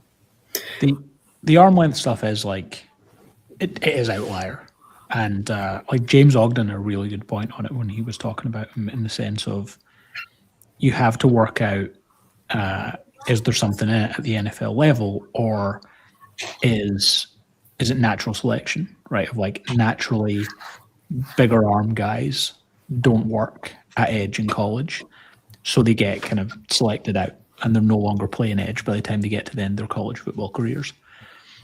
And Bane's just the guy who it works for.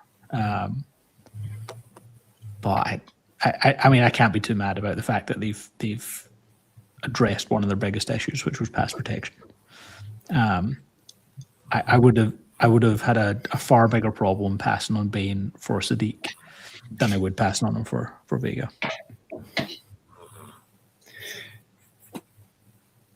It's a really good point. I think you can always make the argument that it's groupthink, but the graphic that they put up about arm length for first round edge players on the broadcast, and he's got the second shortest ever since 2003, I guess, when they've been recording that.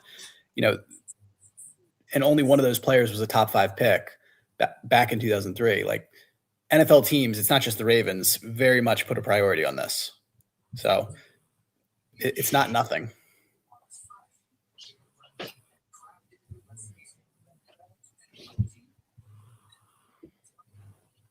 The second half of this round is going to be fascinating as well, because like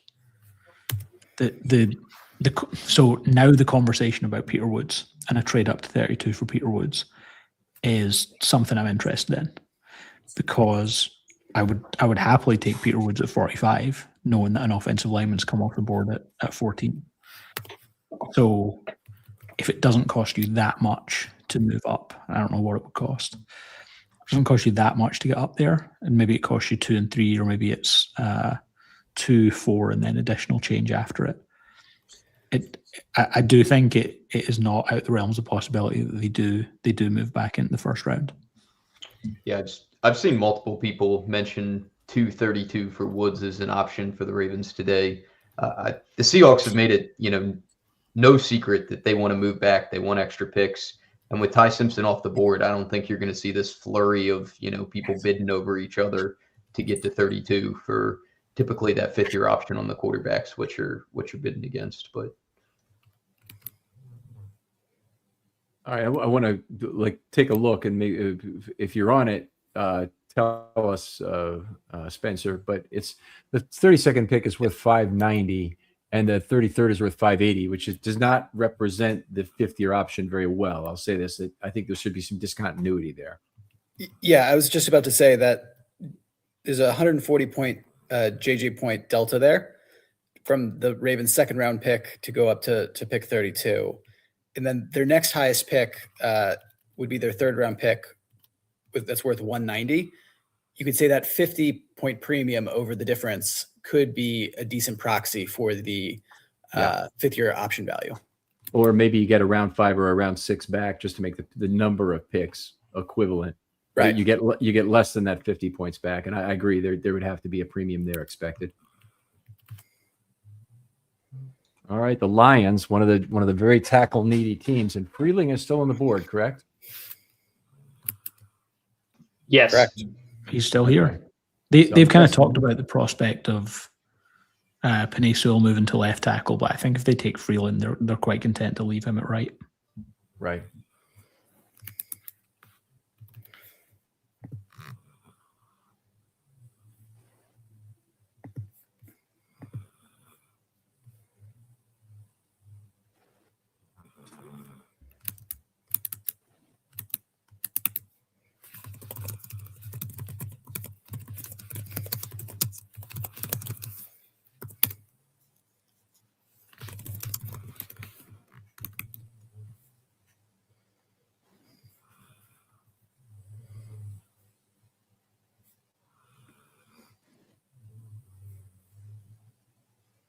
Blake Miller of Clemson is the selection. So, okay, we had a lot of phantom mock draft database rising out of Freeling, and it does not come to fruition. He drops, looks like 2 spots right now behind Proctor and Miller. Wow.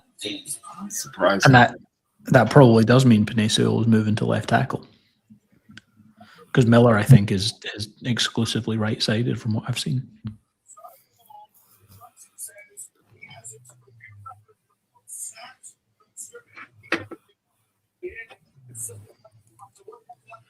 Yes, big time board certified DJ. Board certified DJ. That's a great handle. But yeah, absolutely. At guard, you're tossed in with the rest of the offensive linemen, which basically means make offensive tackle money.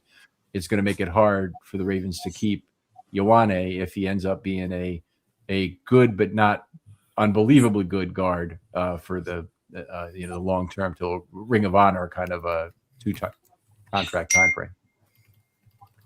I do also wonder, though. I think if I had to make a prediction now, if he is good, not great, the Ravens extend him after 3 years, because you are paying up now, but you save the money further down the line because you're getting a guy money early. I think they'll probably have learned the lesson from the Linderbaum decision this year.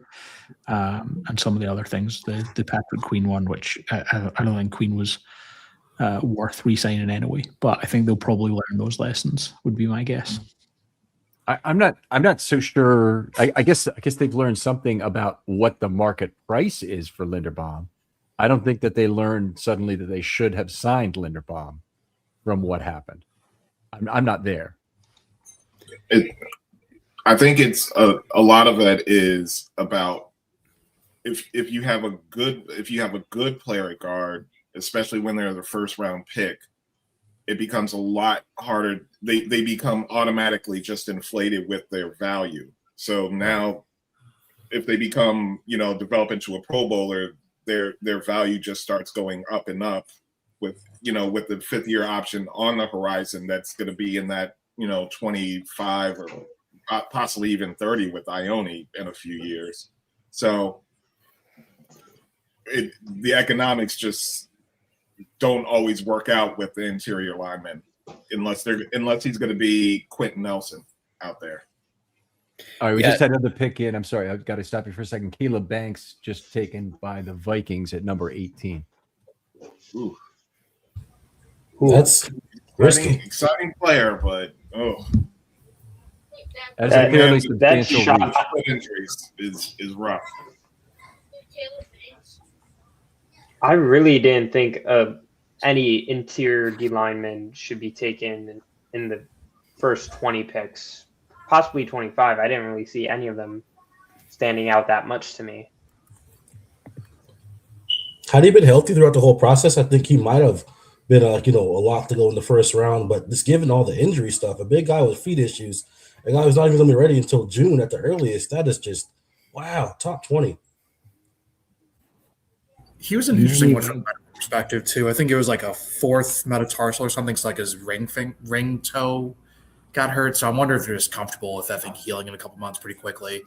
But he's a big boy with a foot injury. I agree. It's a bit of a risk. He's also injured the foot twice, I think. And then he's going to play for the Vikings, who play on turf. So that's tough. I think his decision to try to come back this past season to play the last 2 games for Florida really kind of hurt his draft stock because, you didn't get that thing proper time to heal, and then you hurt it again and again. With feet, especially with big guys, you got to let that thing heal properly, or else you always risk re-injury. Two things I really did not like about Banks. The first is that he's 6'6" and he really doesn't play with his hands up as a pass rusher. So there's not a whole lot of deflected balls. And that's not a huge issue. It's definitely a fairly distant second. He just 1 pass defense in 5 college seasons. The other thing is he has an embarrassing stops to miss tackle relationship. So he should be a guy who's in the backfield some, whether 2-gapping or penetrating, there's a good chance to get stops, which are defensive wins that hold the opponent from getting the yardage necessary to keep up with the sticks. He's got a 25.5% career missed tackle rate, which is unbelievably high, one of the highest I've ever seen for an interior defensive lineman, and a 1.6 to 1 relationship of stops to missed tackles, which even given that very high missed tackle rate, that's not enough stops, for so both numbers are bad is my point. Really unexcited about Banks. I had a second round grade on him, and I think it would have been second after 45.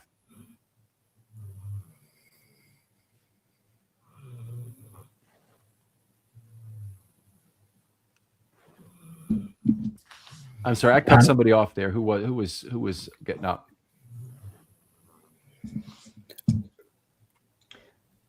No, go ahead. Go ahead. Oh, all I was going to say is earlier, before we started talking about the Banks pick, I was just going to say about good, not great guards. I actually think that's one of the hardest contracts to get done. Your middle class of players that you can extend early for some nominal rate is generally something that can happen. Your top 5 at a position players, that's generally one of the easier deals to get done, just in that there's a framework that exists. You kind of go the last guy plus $1, but that, like, on the very fringe of Pro Bowl, maybe occasional Pro Bowler type player, that's a tough one to get done early. So I don't know that if he's good, not great, that gives more ammo or more ability to lock him in.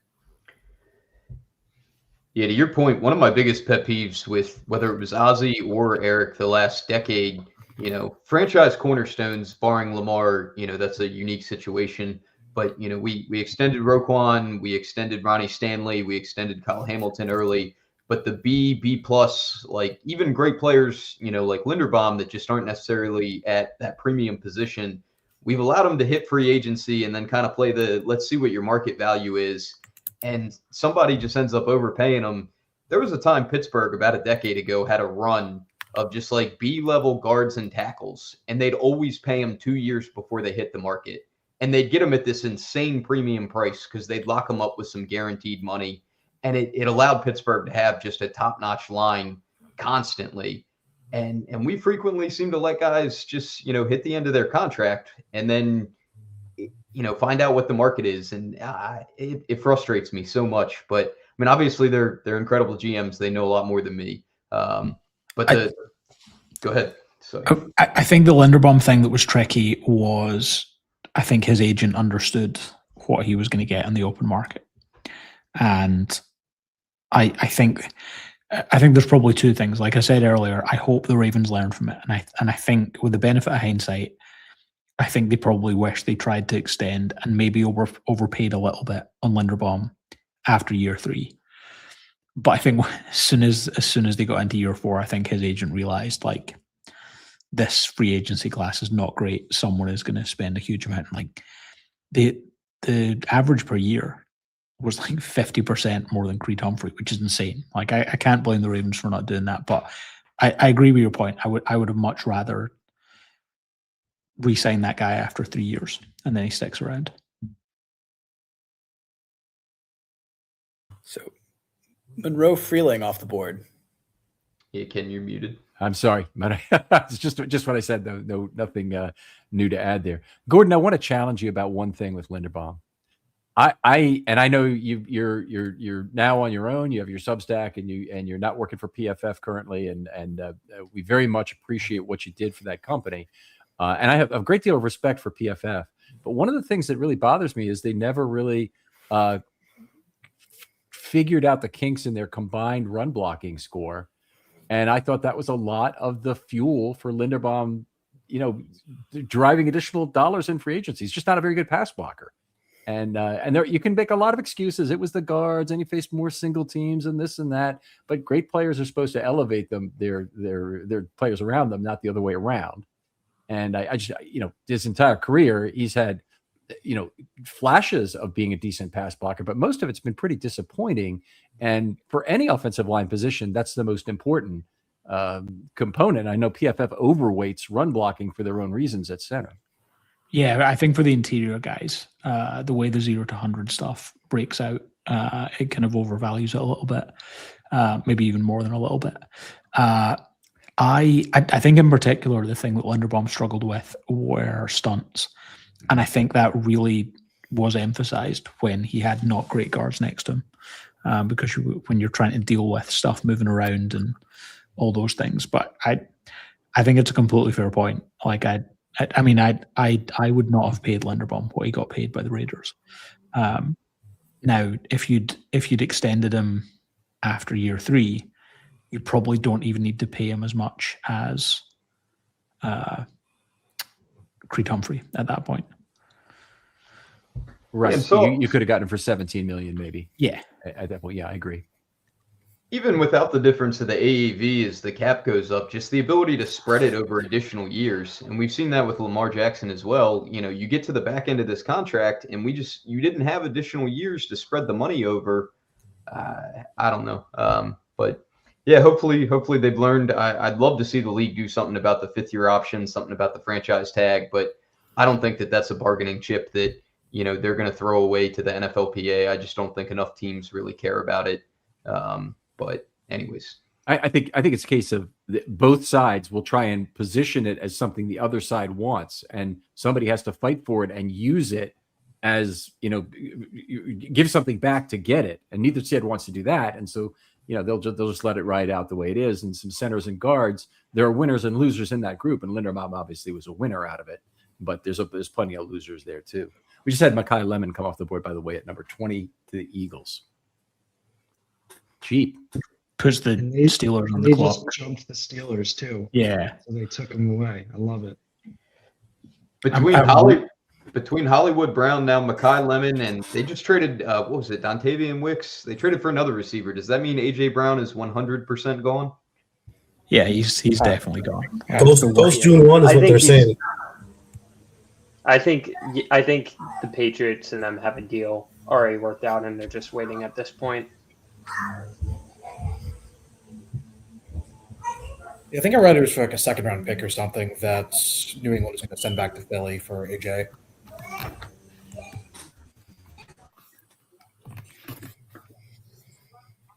All right, guys. They may also throw him like Kayshawn or whatever. Fantastic, Brandon. We'll see you soon, hopefully. Yeah, I'll see you tomorrow. Take care. All right. Bye-bye.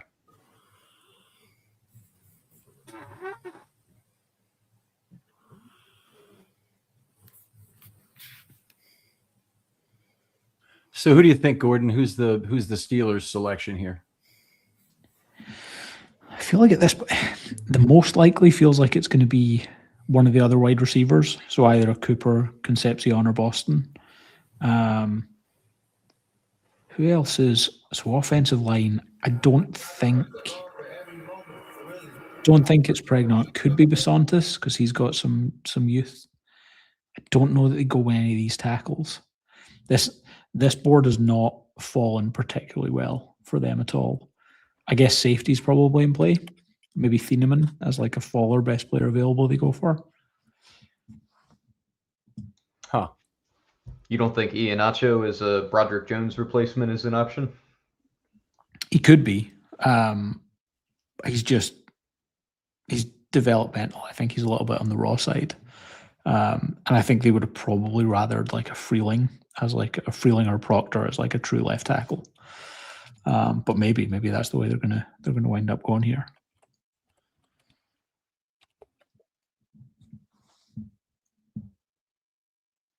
By the way, does anybody have a birth date on Ioane? Because I did not have one when I did the interior offensive line show. Oftentimes it goes come out a little later, but I do not have one. Google says he's like roughly 22. I don't have the exact birth date, but besides that, there's nothing else. Wikipedia says 17th of April 2004. So he just turned 22. That's fantastic. Yeah, that's really good. Yeah, for offensive line, that's unusual. Hey, I can't understand why his age was hidden here. Usually, there's a good reason for it, and agents go out and they wipe all kinds of crap off. But this is strange that his age wasn't, you know, something they were putting front and center.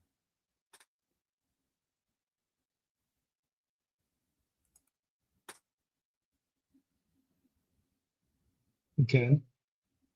Yeah. What do you see in Ioane's game? Because he might end up having to play right guard if they want to keep Simpson at left guard versus his left guard position in college? Because you usually talk about how those positions are very different. Yeah, they're different. So primary left guard at Penn State, he had 7 snaps at left tackle, 17 at center, 314 at right guard, and 7 at right tackle. I think he has the hands to play either guard spot. I think he'd be fine with that. I don't think they're moving Simpson, so I think clearly he ends up at right guard. He's a great finisher, so he's somebody we'll see on combination blocks, climbing and doing some very positive things. I'd like to see him be more decisive, but I also love to see a element of play that I think can be fixed by an offensive line coach with a player that's already this talented. So I think that's a positive in terms of the run blocking. In terms of his pass blocking, though, and I think Gordon has alluded to this earlier, that's where they really are getting the value out of him. He does not get penalized. 1 every 460.8 snaps in his career, and just 1 in 614 snaps in 25. But great pass blocker, good run blocker. That's the combination you want. You don't want the other way around.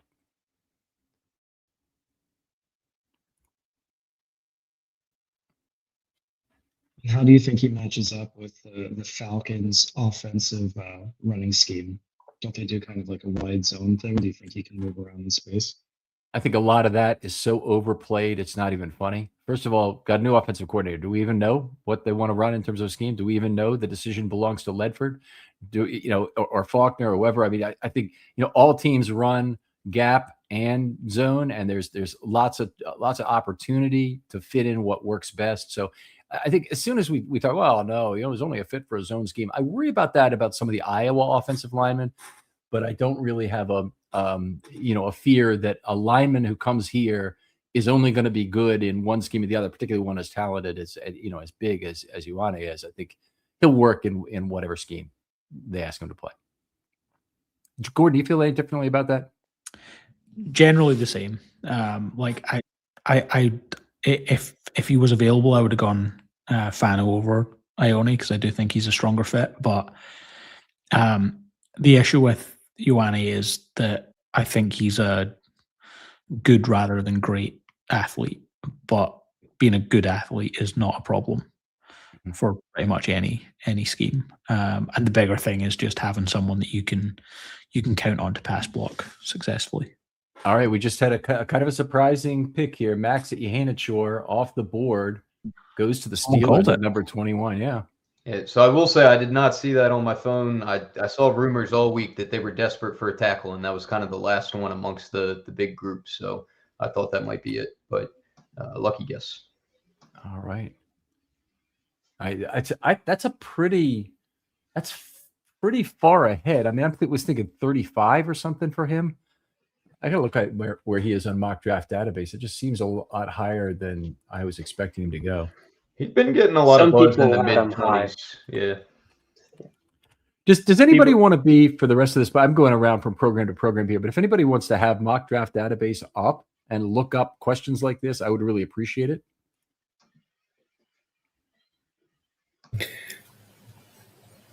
I'll pull it up, especially given how quiet the trade market seems to have been tonight.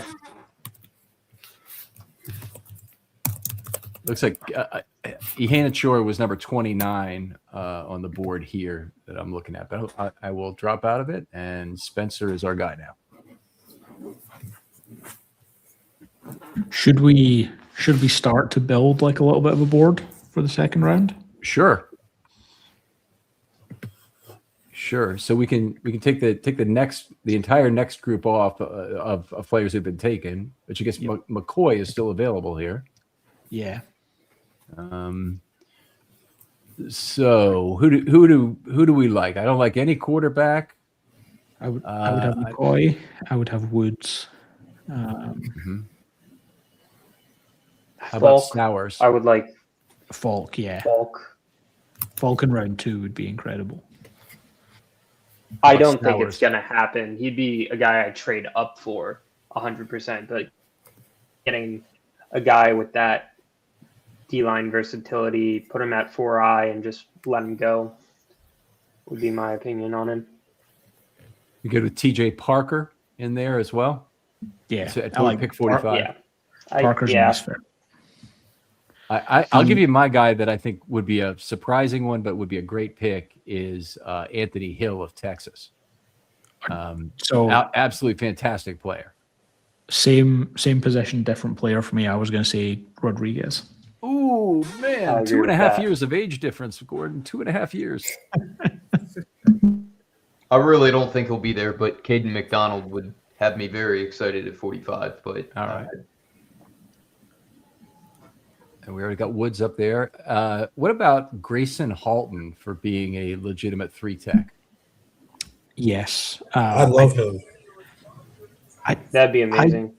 I don't understand. Like, the NFL seems to be all over the place on him. The Athletic mock drafts I saw this past week, be it Jeff's own one or Dane Brugler's 7-round mock draft, had the Ravens getting Grayson Halton in the 5th round. And in the 5th round? Yeah. And I don't understand why he's not universally like a 2nd-round pick, because I think he's the best 3-tech in this class. Agreed. Can I ask you to do this, Josh? Broaden out the area we hire so we can add a lot of names to this for the next one. Maybe give us 3 columns of 15 or something, because I think we might need all that from various suggestions. But would we agree any of the interior offensive linemen are still up there? Pregnon, Basantas, maybe even Dunker would be okay for 45. Obviously, somebody's moving inside in that case. I don't think you take one of them at 45. I think you could go interior O-line at 80, but I think I just took all of them off the board for 45, in my opinion. The one I would consider is Rutledge, because I think he can play center. I'm less certain on Pregnon, Basantas, and Dunker. I do think Rutledge potentially can play center. I don't know that I would go offensive line in the first 2 rounds, but he's probably the one I'd think about it for. Okay. How about, I got another one for you. Chris Johnson is a player I absolutely love at the cornerback position. Now, McCoy and Terrell and Hood probably all come off the board before then, I'm guessing, unless McCoy's problems are a lot more serious than we know now. That'd be my call for corner. I love Chris Johnson's game. McCoy's knees also scare the crap out of me. I wouldn't even be comfortable taking him in the 2nd, to be quite honest. Can you expand on that, as from a medical perspective, on what McCoy's issue is? Yeah, I mean, he had a torn ACL, but I think the thing and I think the report that's kind of come out more is that cartilage is more degenerative in that knee. So I think he might actually be like a true 1-contract player. I think the reports are reminding me of there was a Boise State running back from maybe like a decade ago, Jay Ajayi. He was like a 1st or 2nd-round talent, fell to I think the 4th round with Philly, I want to say, or Detroit, I can't remember, but the same sort of thing. He had degenerative like cartilage on cartilage in his knee. The thought process was he'd maybe get 4 or 5 good years out of him, and then after that his play style would significantly drop. Now, I feel like running back's probably slightly harder on your knees than corner, but McCoy's one that really, I think you may get a couple good years out of him at best, but he's one I would be very concerned to drop off very, very quickly. I think there's so much corner talent in the 2nd round that's available, Chris Johnson being one of the big ones, that I'd be a little hesitant to even take him at 45. Now, if he was there at 80, absolutely, but I think that's a bit of a hard sell. Chargers just took Messidor. I didn't think he'd get to 45, but I would have been quite excited to have Messidor at 45 as well. But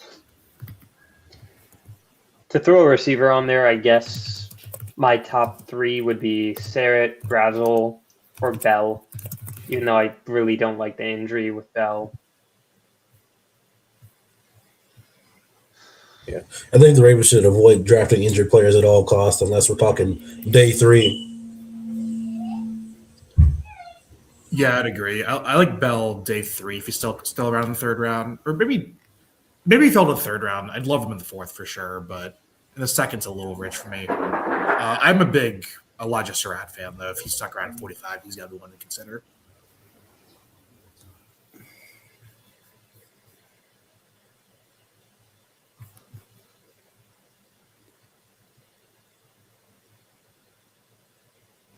Yeah, I feel like the other receivers probably aren't going to be there. I would obviously consider all of Cooper, Concepcion, and Boston, but they're probably not making it 45. It feels less likely. So with Surratt, Surratt. I liked him. I had him at number. I'll give you like the grade I had on him too. I have Surratt as a 3rd round grade. I liked him. I 7th among my wide receivers, and that's 3rd round for value, which means I wouldn't take him with a 2.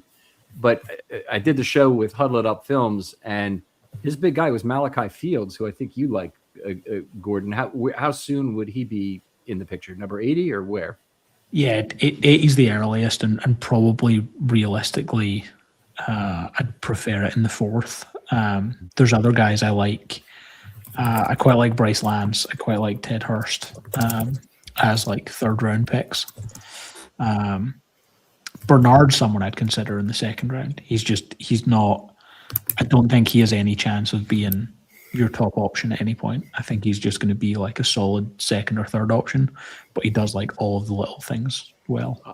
I'll toss out one more wide receiver, and he's number 10 on my list, is Zachariah Branch of Georgia. There's a lot of overlap in terms of body type and skill set to Zay Flowers, and I wonder how people would feel about that, having another wide receiver that's duplicative, but then it's another guy who can beat extended play or create extended play opportunities for Lamar. Yep, it's definitely interesting. His whole profile at Georgia is fascinating because it's like a lot of it is just something I think you throw out because like something ridiculous, like above 50% of his targets were behind the line of scrimmage. Is a dot to that extent? It's 3.6. Yeah. For a wide receiver. But he also has, this is really impressive given the fact that he weighs 177 pounds. His missed tackle forced rate per reception is 0.25, which is one of the highest of the wide receivers. So it's all elusiveness. It's not power. I'm less interested in guys who are better at scramble. I think that Lamar Jackson is a tide that raises all boats in that regard. And I think Declan Doyle's statements in the offseason, Lamar needs to be better at the first play.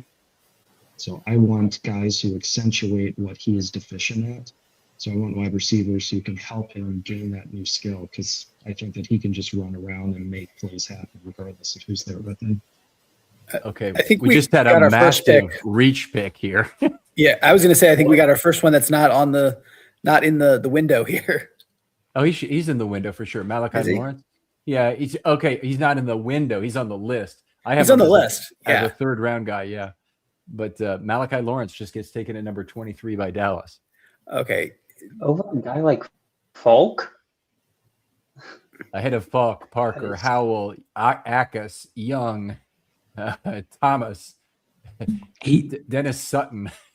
He's pretty much exclusively pass rush, which is why I didn't have him particularly high for the Ravens in this class. Like all the other guys are far better fits because they're guys who can offer a lot more. Like I think it's probably the player on your list, Ken. He's probably competing with for this spot, Cassius Howell. Like I feel like they're not entirely similar players, but like you're drafting them not with any expectations that they're particularly good against the run. There was a lot of buzz for Lawrence as a 1st round pick.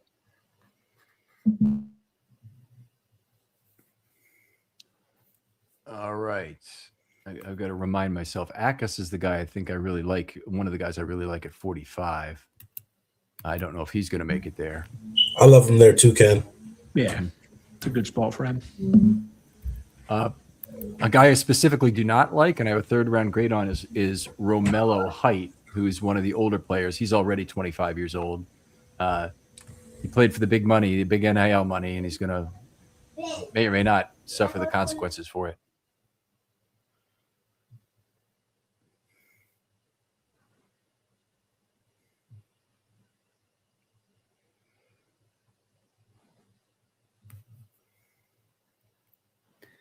Ken, I'm curious real quick, you've mentioned multiple times age, and I know that that's been a big thing for you in the past. Does the team's current status as far as being in a window or not in a window have any kind of, different weighting to you as much as, how much you care about age? Okay, so I'll sum up in a nutshell my feeling about Lamar's window. My window is about the next 20 to 5 years. Okay, that's the time I'm probably going to live. Given I'm 62 years old right now, that's my window. My window is extends, and honestly, I'm not feeling the need for an immediate Super Bowl win. I want to get back to the Super Bowl a couple times. I'd like to go to a couple more Super Bowls, but the notion that the Ravens have to win now fights directly with value in the future. And so that's why I'm not a fan of older players at all. I think you run a big risk when you take them.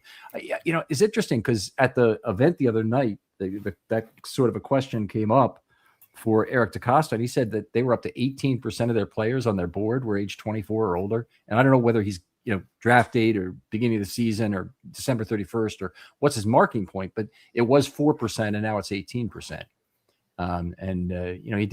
He didn't think he liked it, but at least that's what I thought I heard him say. But it's just a reality. But if you go down, they list 197 draftable players. My guess is it's very heavily weighted towards the back end of the 197 for the guys who are older. I can see that. And, I definitely don't mean to say that Lamar's window is short by any means, but we've certainly seen DaCosta be a little more aggressive this offseason than in the past. The potential Max Crosby trade, big money to Trey Hendrickson. Again, I'm curious to see, as we get into day 2, day 3, if we continue to be aggressive, move around the board, maybe take an older guy. But yeah, I definitely get the preference for a younger player. But this is a point to ask that question across the board. Let's go around the horn once. Give me the how far you want. If a 0 is I want more value and a 10 is I want more need and immediate impact, where do you guys fit in on the range? You can cop out and say it's all player dependent. Well, it is all player dependent, and it's all player dependent on when I would take an older player. But I'd like to hear where you think you fit in on that range from a 0 to 10. Where are you, Josh? Yeah, I'd probably say I'm around a 7 right now. It's not, absolutely have to just go for right now, but especially with not having Lamar signed to an extension yet, this year and next year, I'm putting a premium on getting guys that can contribute right away. Okay, so you're more of a need guy. Gordon, did you hear the question? I did not, I'm afraid.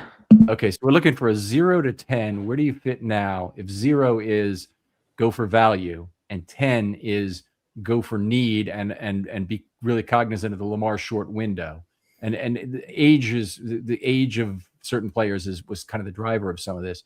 Where do you think you fit in on that scale from 0 to 10? There's no wrong answer. Everybody's, I just want an honest evaluation from people of where they think they fit on that scale. At this point, I would probably rather in the draft lean value and lean more need in free agency. Okay.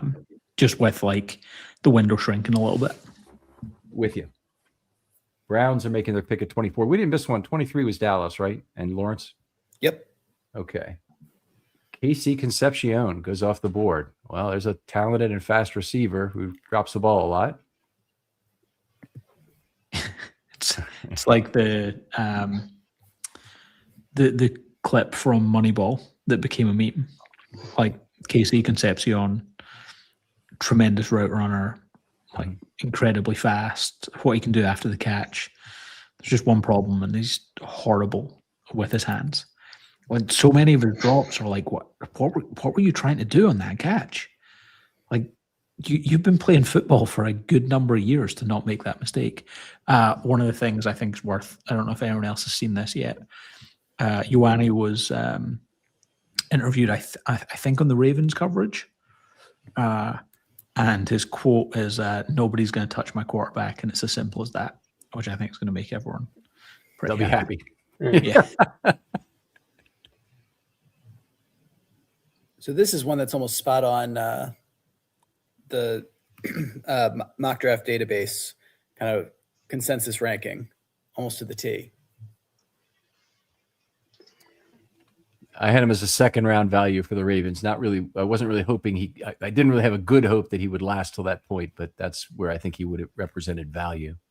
Are you surprised Concepcion is ahead of Cooper here, or could you have gone either way with that, Gordon? I could have gone either way because I think it depends. I feel like Cooper Cooper's ceiling is probably lower than Concepcion's. Like I'm looking at the ESPN coverage just now, and the highlight that was just on there, which I think is his big one, is where he catches the ball and like wades his way through the defense for like a long touchdown. I think he's the player who has the highest ceiling from them. I really like them, just with the caveat that you have to be comfortable with the fact you're going to have to fix how he tries to catch the football, which is a big problem. But I think if you look at the Browns draft, Spencer Fano and Casey Concepcion's a pretty good haul in round one to come away with. Yeah, really Todd Monken getting his kind of Zay Flowers type of receiver, I want to say, just try and get that back, getting the off scramble plays, stuff that Shadur did sometimes in college, try and get back to that kind of style of offense. I also want to say I have to hop off now, but I want to thank you all for an amazing night, and I want to thank Ken for having me on. I really appreciate it. Have a good night, y'all. Appreciate y'all, JC. Appreciate the Reddit folks too. Thanks for listening and thanks for participating.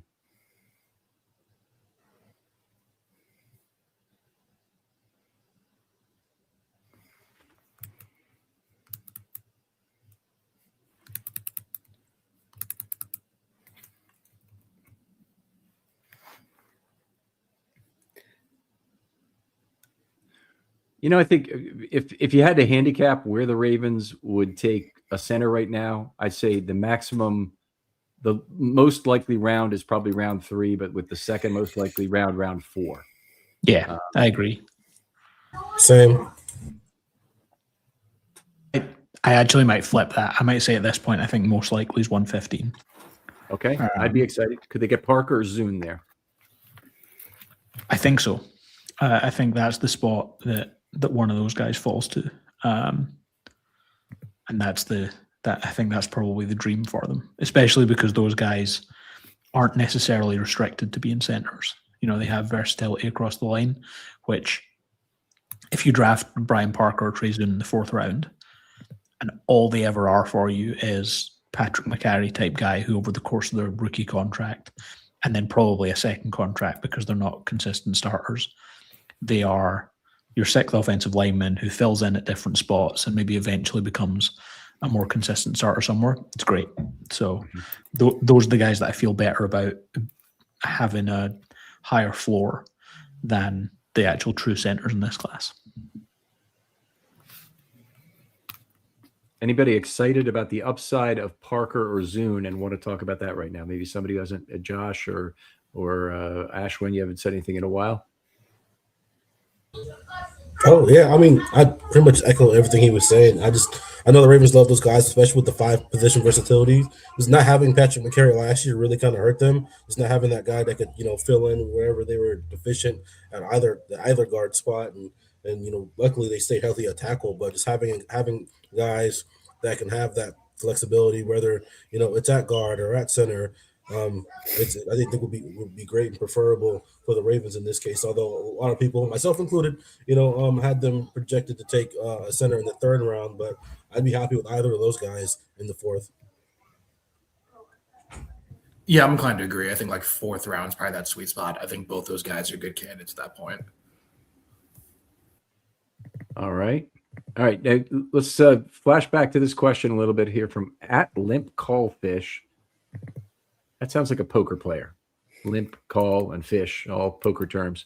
Does this mean, does not taking Bain, is it any kind of an indication that Matabike could be healthy enough to play? I don't think so. Probably not. It could be, but probably not. It probably more just means they were higher on Ioane than they were Bain.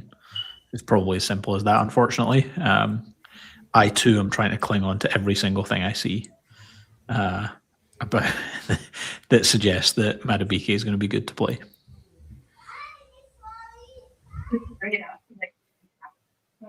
I think it's possibly more indicative of a deficiency in Bain, because when I think about them giving up 2 firsts for Crosby, to me, with wanting to bring in Hendrickson.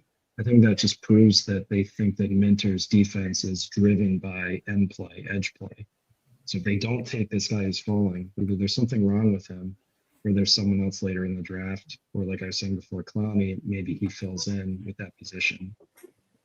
Because I think that Minter really, really values edge play. Okay, now we just had a pretty cheap selection made by the Chicago Bears, who take Dylan Thieneman at number 25. There's certainly people who had him mocked higher than that. But that is an interesting pick, and I think a pretty darn good price there for the Bears. Great value.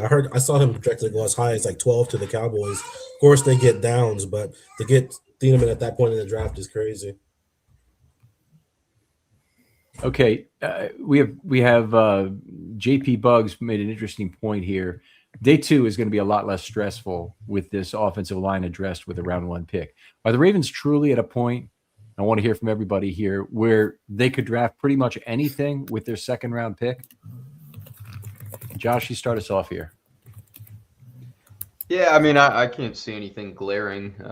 Defensive line help, wide receiver, corner. I think you could make a strong argument a bunch of different directions where they could bolster. I don't think anything's like absolutely must address.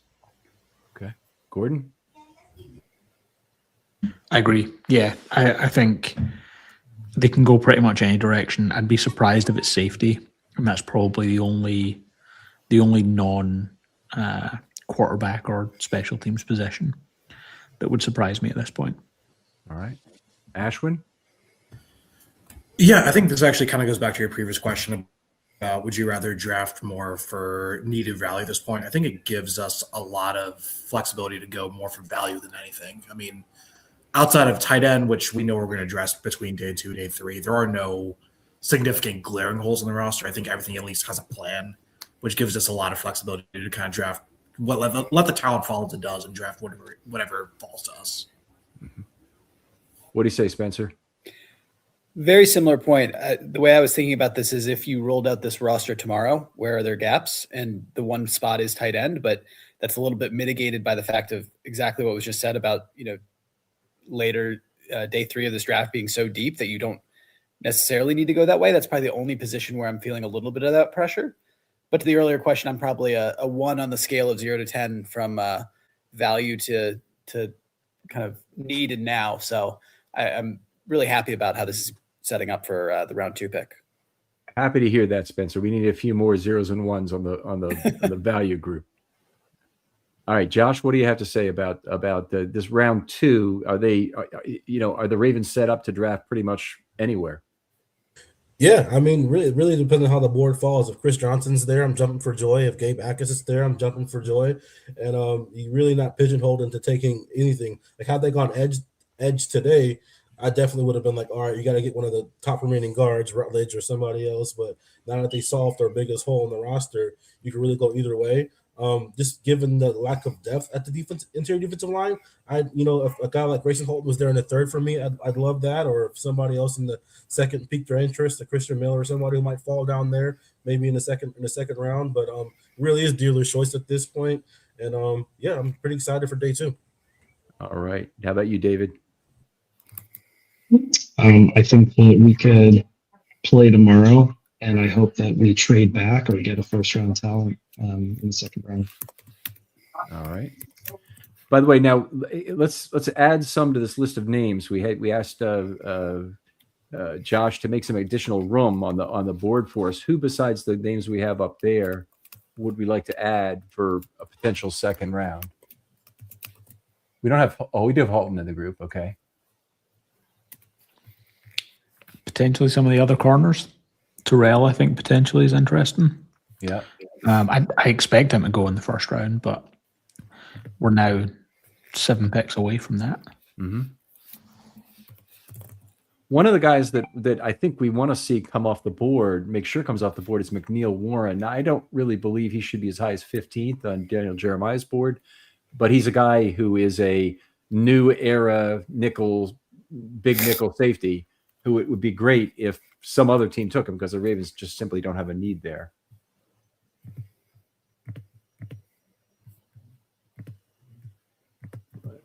Goodell is like me at my age, does not do well with a lot of hot lights, it doesn't look like.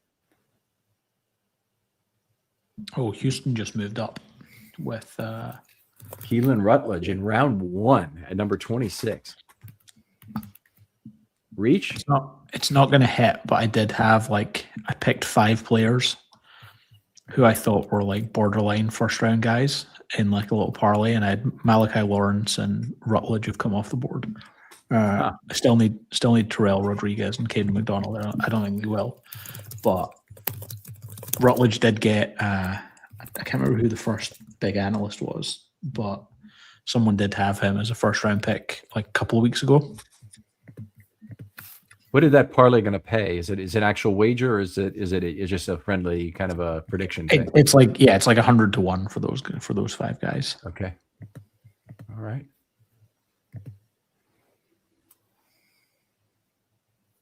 It's crazy. You probably hit on the 2 least likely ones, and then the Caden McDonald and the Terrell are the most likely. I felt really good about Terrell and McDonald. Was kind of feeling good about Rodriguez, and Lawrence and Rutledge were the ones that I was like, they probably won't hit.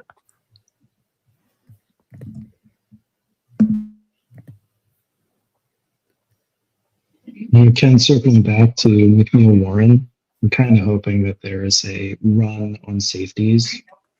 With the copycat league, Seattle winning, there's this star role, the safety emphasis that other teams are going to try and emulate. So I hope that teams just start overdrafting or taking safety needs that we don't need and pushing great players down to us.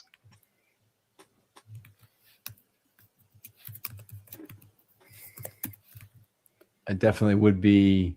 There are a fair number of safeties of that type. So if the run could get started with somebody like, well, I mean, in theory, it's maybe started with Downs, but if it started with McNeil Warren in earnest, then there are some other guys who might get overdrafted.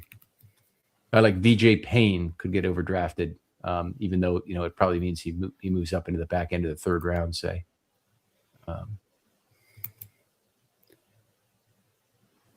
Miami have moved up. I wonder if this is that could be McNeil Warren, because they were. Who was their first pick? Oh yeah, it was Proctor. Mm-hmm. So Miami has paid a premium relative to JJ value to jump up here. They've sent the 30th pick and the 90th pick, which has a total value of $760, to San Francisco for the 27th and the 138th, which is a value of $717. So about a 8% premium over the slots value. And that premium is approximately equal to which pick? You said it's about a 53-point premium, right? 43-point premium. 43-point premium is equivalent to pick 129, right? Yes. The Chicago Bears 5th round pick, 129. That is a pretty big premium. Who is available at this point that you have to get, that you can't wait 3 picks for? Corner? And especially if you're the Miami Dolphins, who are winning a Super Bowl next, are contending 3 years from now for a Super Bowl. Right? Yeah. With the Bills and the Chiefs coming up, do you think it's wide receiver in some regard? It could be, actually, because they have nothing at receiver, right? Yeah, I was thinking Omar Cooper, actually. That's my best guess.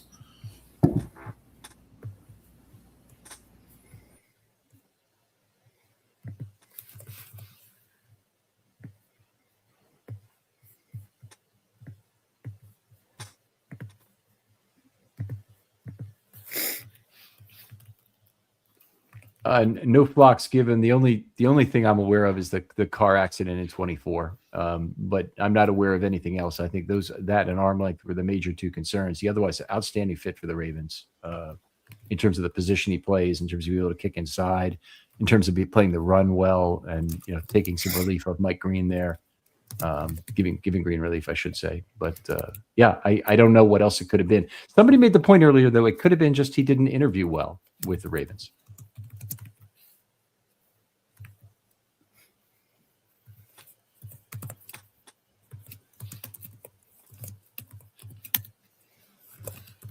Jacob, it's possible that Vega could be the left guard going in immediately. I think he fits well enough at right guards. I don't think there's a reason. The problem is that Simpson has played left guard his entire career.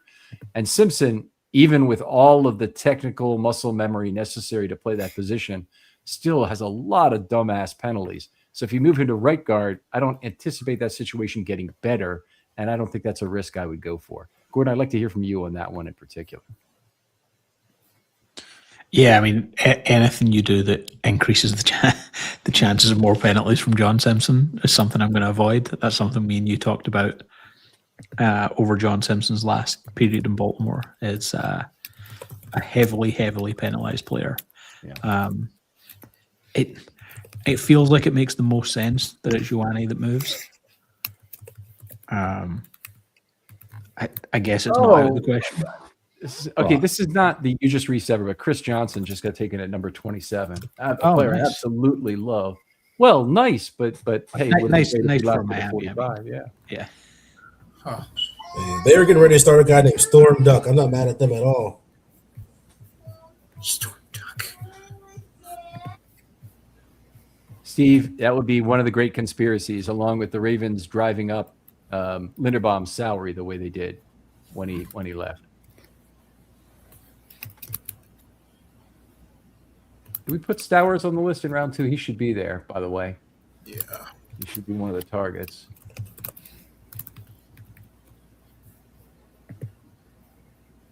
All right, Brad. Thanks for joining us. That was an hour and 1 minute ago he posted that. Sorry for missing you, Brad. I hope he's just hung around way with it. behind. It looks like I'm right at the bottom, but obviously it's one of these things where it gives you more of the bottom once you scroll down.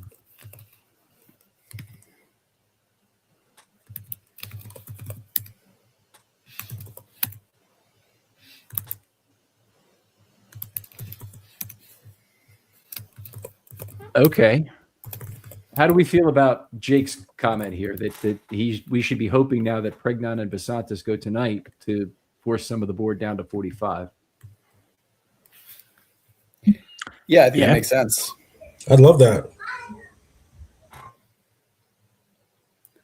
Is there are there any players rather that anyone on here thinks, absolutely must jump up to 32, that the value slips from that point and it would be worth jumping up into the back end? I would consider it for one of the final two receivers here in Cooper and Boston. Boston in particular is like the kind of X receiver that they lack. Cooper can be, but he's not the most consistent. Would you do something like the Lamar Jackson trade, maybe without the extra 5th round pick, this year's second and next year's second? I consider it, yeah. The tough thing is giving up anything next year because it is due to be a significantly better draft. But it might not be, right? The NIL thing might change everything bar like the top 10 picks next year. The Patriots just may have bumped Will Campbell inside by picking Caleb Lemieux of Utah. And Will Campbell had an absolutely disastrous Super Bowl. I don't know if people saw some of the PFF scoring of it, but one of the truly awful pass blocking playoff games of all time. Was Lomo a left guard? Lemieux's a left tackle, yeah. And Go ahead, kid. I'll be honest, I'm really interested to see Will Campbell like week 1, week 2 this year. I really don't think he was 100%. You're trying to gut it out. You make it to the championship game, the Super Bowl. That performance just didn't look like the rest of the season, in my opinion. Yeah, he hit a meniscus tear, right? If I'm not mistaken. I mean, just having that and having that much time off. Expecting him to be what he was right off the back as a rookie in the playoffs, going against the best of the best. I think he got the short end of the stick a lot as far as the public opinion goes. And I don't know if this means that they're moving him inside. It could also mean a succession plan for Morgan Moses on the right side. They will flip Lomo over there, or have Will Campbell go to the right side. I don't know. I do think now the way the draft has gone, the Ravens going offensive line in round 1 makes a lot of sense. Mm-hmm. you're now at the point whereby you would have been hoping that Pregnon falls to 45, or a Jennings Dunker. I think Dunker would have been the last lingering hope after the way this thing is falling. Yeah. So they, as much as I would have loved Bain over Ioane, with the benefit of hindsight, I think they've got that absolutely spot on. Just because they are on the hook for not getting an offensive lineman at 45 if they didn't take Ioane, I think. Yeah. Yeah, there's another player. Zion Young has to be on the list for 45. I don't think he's on there. Maybe because people think he'll be gone before. I think he goes to the first handful of picks of round 2. But if he was there at 45, I'd love that too. Only 4 picks left tonight, folks. Time to fill out that board for day 2, so we have it to start the day. Even if you're not with us for day 2, your picks will be with us. Think of it that way. And by the way, for folks on the who are listening right now, we'll have Voss and I will be the co-hosts tomorrow. Yuri will be on with us, and let me see who else is on the scheduled to be a panelist tomorrow because it's a pretty big list. I'm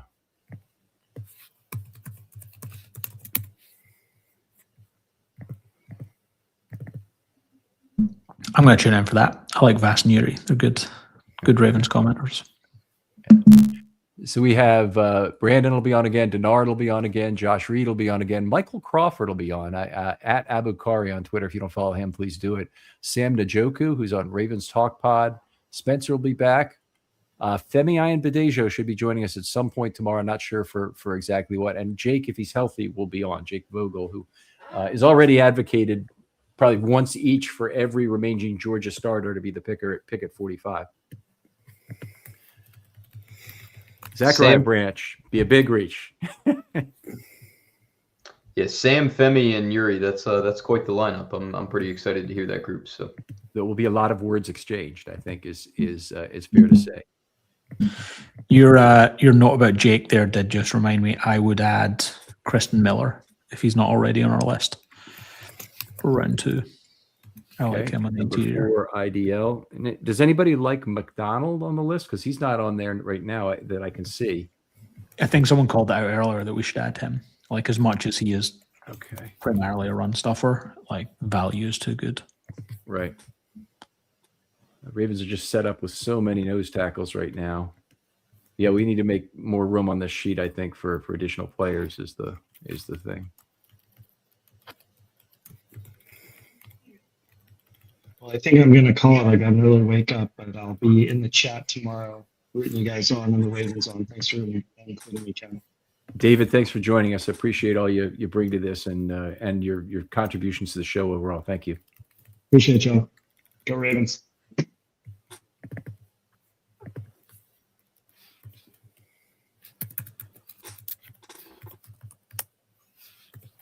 How shocked were you on the relative pricing of Alohi Gilman and Jalen Dawkins, the 2 safeties? So Gilman went to the Chiefs, I think, for $8.25 million AAV over 3 years, and Hawkins comes to Baltimore at $5 million per year for 2.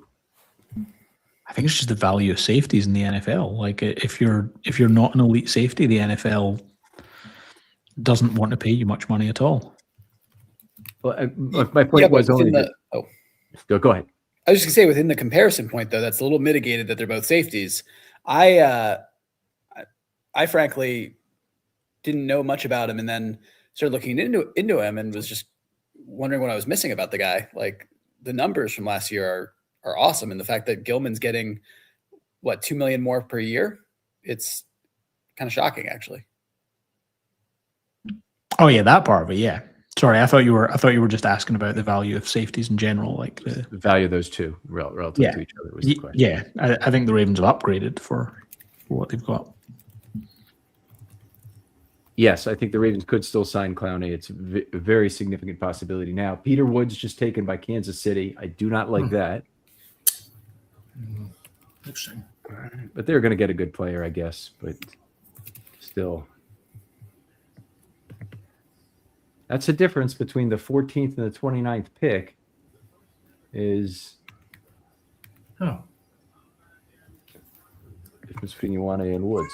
That's smart by KC though, having him behind Chris Jones for a period of time and getting his head on straight. If he reaches his full potential, man, I mean, the 2024 tape with him was crazy. who are the Jets looking for at the end of the first?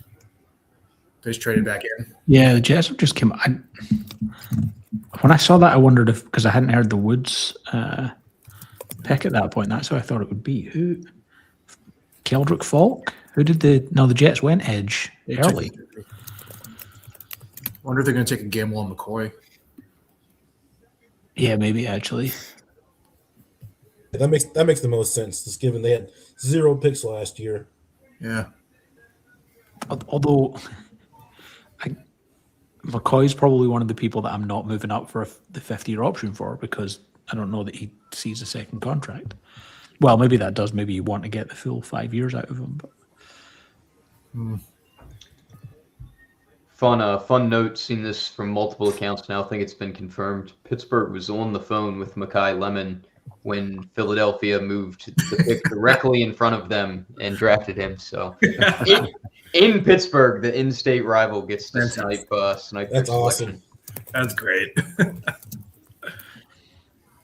The Jets didn't get a receiver yet, did they? I wonder if this is Cooper. Oh, yeah. That would make a lot of sense to me.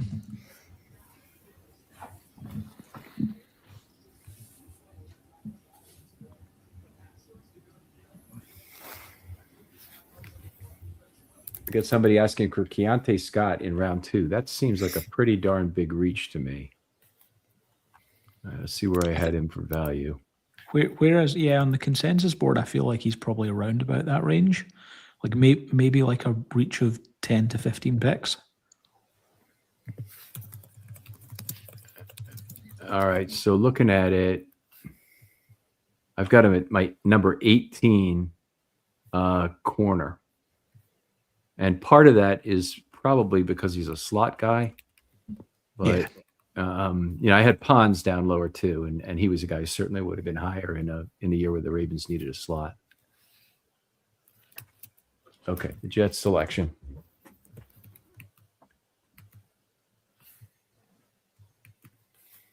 Omar Cooper of Indiana is off the board. So Cooper goes before Boston, right? Or did Boston go already? And nope. Yeah. Okay. Boston is not gone. Okay, been pretty chalky so far at wide receiver. We had Tate, then Tyson, then Lemon, then Concepcion, then Cooper. But the top 5 have all gone with no one going more than a spot above. Kind of the I won't say my numbers are the consensus ones, but not a big difference anywhere.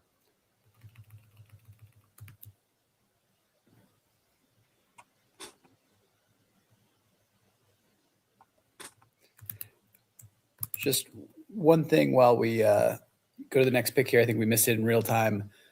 The Patriots and Bills had flipped picks, the 28th pick and the 31st pick. And those values line up quite well. So the 28th pick is worth 660 JJ points. 31 is worth 600. And then the 4th round pick, number 125, that New England got from the Bills is 47. So a delta of 13 points, or about a mid 7th round pick. Right. So it's right on the money pretty much in terms of expectation. It's amazing. Every year people say, well, JJ chart doesn't work and whatnot, but it's the standard. And it seems to have the risk premiums more correctly tagged than other systems. We'll say thus far, I've been surprised. It's been, again, pretty chalk on the charts. I thought that there would be a chance that aggressive teams might get a bit of a deal this year. It hadn't been the case. So, another trade. So Tennessee trades into number 31. And this is not even giving Seattle their trade due here. I guess Tennessee needs a little bit of everything, huh? Yeah. I think they're going edge here. Falk or even Young. I think he fits the Robert Saleh kind of mold. Yeah, no, that's a good point. Yeah, edge makes sense. Actually, Falcon and Roberts all on defense would be pretty fun. So I wonder if that's it.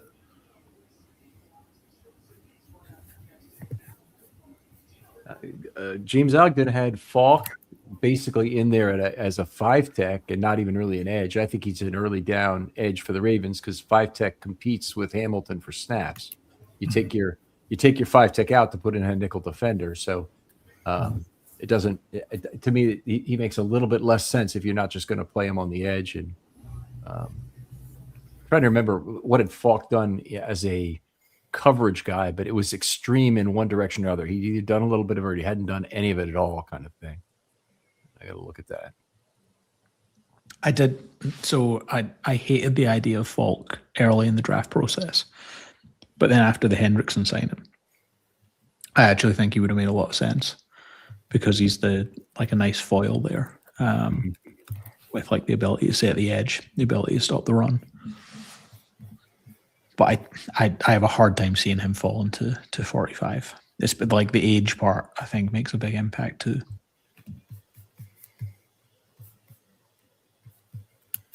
Falk is 21 in September, so he's one of the youngest players in the entire draft. Yeah, so that's exciting. And he's incredibly athletic, like big frame. I'm a little bit surprised he's still on the board at this point. Like it is surprising. Yeah, especially given the NFL took Trayvon Walker like first overall. Yeah. But you know what you couldn't do, Gordon? You don't have any 5th-round friction value with a player like Falk because I don't think he's ever going to be a really big pass rush numbers guy, and so you can't even give the 50-year option to him, and then you probably can't franchise him because of the position he plays. So you're talking about probably only having him for one contract, and he's a young player. He's going to want to cash in. Ken and Gordon, what are your guys' thoughts on Tavius Robinson's, stock trending up, down? I know he somewhat fills a little bit of that role, but he's a good fit in Minter's defense. I think he'll probably have the best season of his career this year. Should they be trying to extend him, Gordon? Probably. They should probably be having early conversations because it'll be a lot more expensive after this year. There goes Keldrick Falk at number 31. So if the Titans trade up to get him. That makes a lot of sense for their defense. Yep, I know it's going to be either him or Young for their system. Is clean medical, young player, great results, good athleticism. For a guy who really plays the power game a lot, he only had 17 bench reps. That was a little surprising to me. Not that I think there's a huge value in that. I just was surprised by it.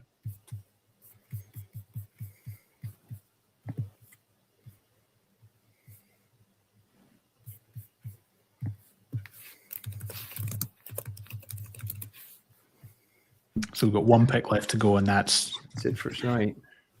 I feel like we've had so many trades now in the last few minutes that Seattle are probably going to wind up being stuck at 32 with not a ton of draft capital behind them. Could Seattle be McCoy team? I mean, they lost Tariq Woolen. They could be. I think the difficult thing for them is I think they have 5 picks total. So that's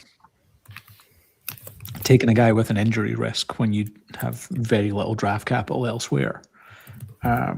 There's a value question there, I think. As long as they don't take Jadarian Price, that'd be a huge reach, but I've seen him mocked there a lot. I saw right before the draft started, I was watching the NFL Network, and I think it was Michael Robinson, the former Seahawks fullback.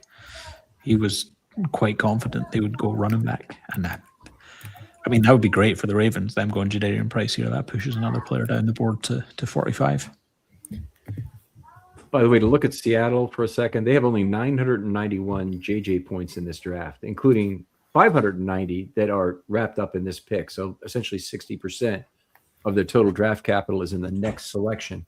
That's astounding, and it shows you what the Super Bowl champions, what difficulties they have. If they traded all 4 picks they have, which are 1, 2, 3, and 6, they can only move up where they could have only moved up. Obviously, the pick is gone to about number 17, not quite enough to get number 16 in a 4-for-1 trade.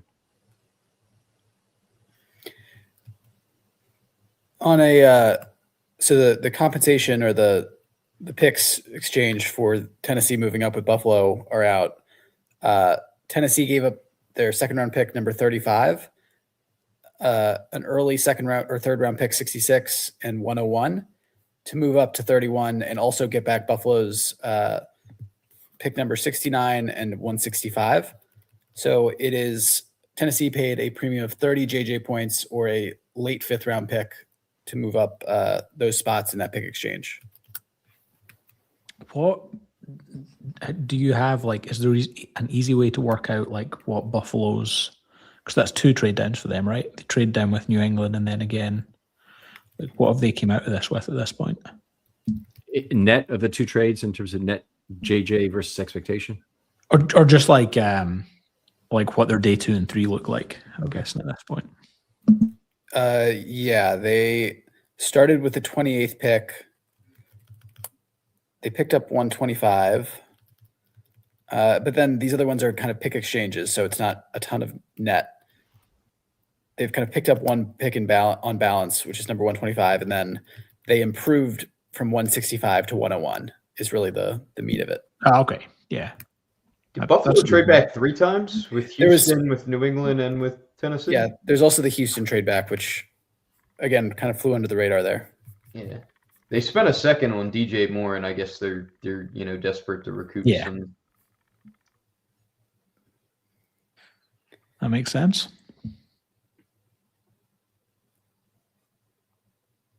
Yeah, and I guess the other thing that they did was in the swap with the Texans, they went from 26 back to 28, and they improved number 91 to 69 and also picked up 167. So they have netted 2 picks and improved their position in multiple times. Seattle has made their selection. They're not trading it. Come on, pick a running back. We want a price. We want a price. Am I that old? Does anybody remember we want to hit rallies at baseball games? Yeah, I'm that old. Okay. And there's some people. I want to hear it from people who are in the chat still, although it might be past their bedtime. Yeah, Maureen's laughing.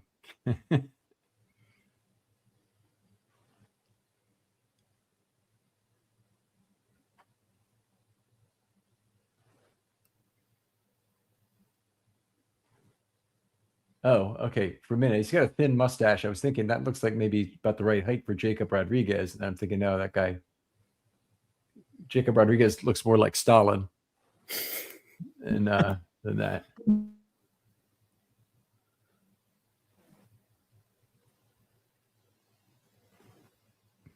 This guy seems to have the short arms worked out for Rodriguez.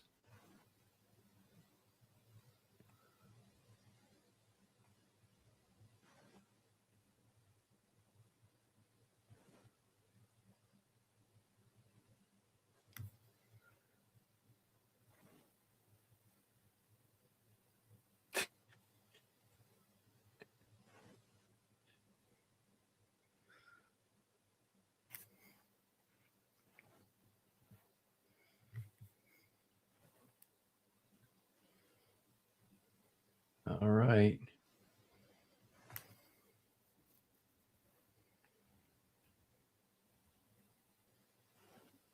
Nobody's taking that microphone away from him, no matter what. He's got an iron grip on it. This is your chance to get some swear words into a microphone. I can't hear the guy, but he looks like he's going to blow a blood vessel there.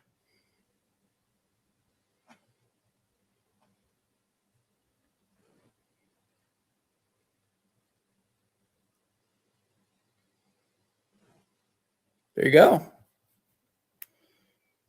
Jadarian Price goes to Seattle at number 32. That's very good for the Ravens. I think that we'd call it that. That's great. That's great for the Ravens. Good for the Ravens. Hopefully it doesn't turn into another Rashad Penny situation for them, though. I tell you what, when you only have 4 draft picks, you obviously want to use the best one on a running back. Oh boy, it's just a terrible move. It's a John Schneider pick, man. Like, you know, he'll go from having a couple of bangers in the draft to a couple of duds, right? Like real quick. I just counted it up. We have 13 names currently on the right-hand side. I'm sure you guys will do some reshuffling of this prior to tomorrow's stream, but 13 names, 13 picks away. So have to feel whoa, feel looking pretty good about that.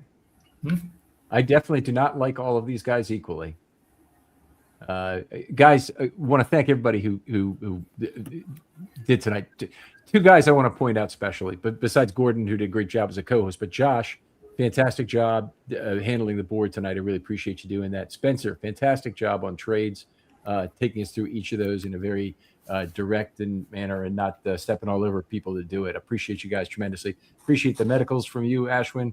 Gordon, my friend, fantastic job as the co-host. I hope we can have you on again. If you're dropping in tomorrow, just let us know. I'll send you a link to be in it again if you'd like to be. Yeah, I'll probably join at the start tomorrow if you guys are willing to have me.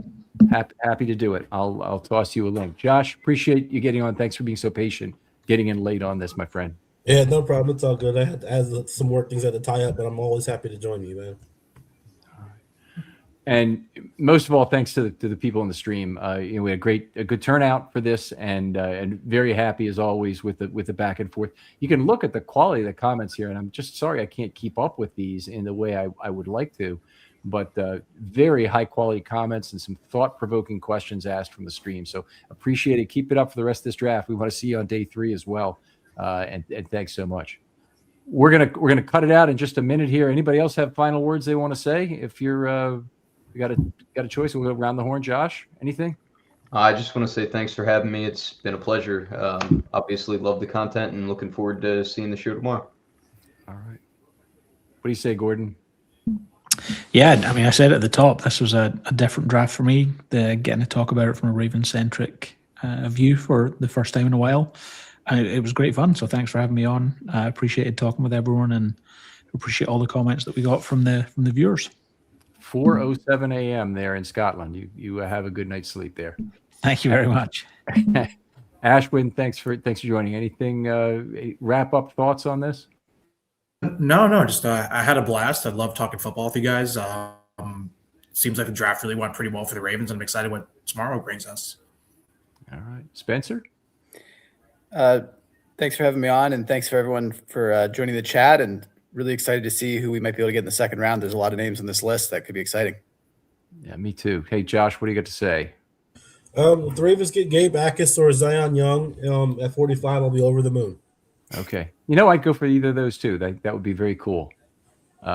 Thanks, everybody. Again, we're going to cut it off now, and hope we'll see you back on tomorrow, 7 p.m., an hour earlier. The link will be out there on Twitter again, and this will be posted eventually for people to watch it again if they would like. Thanks again for joining us. Good night.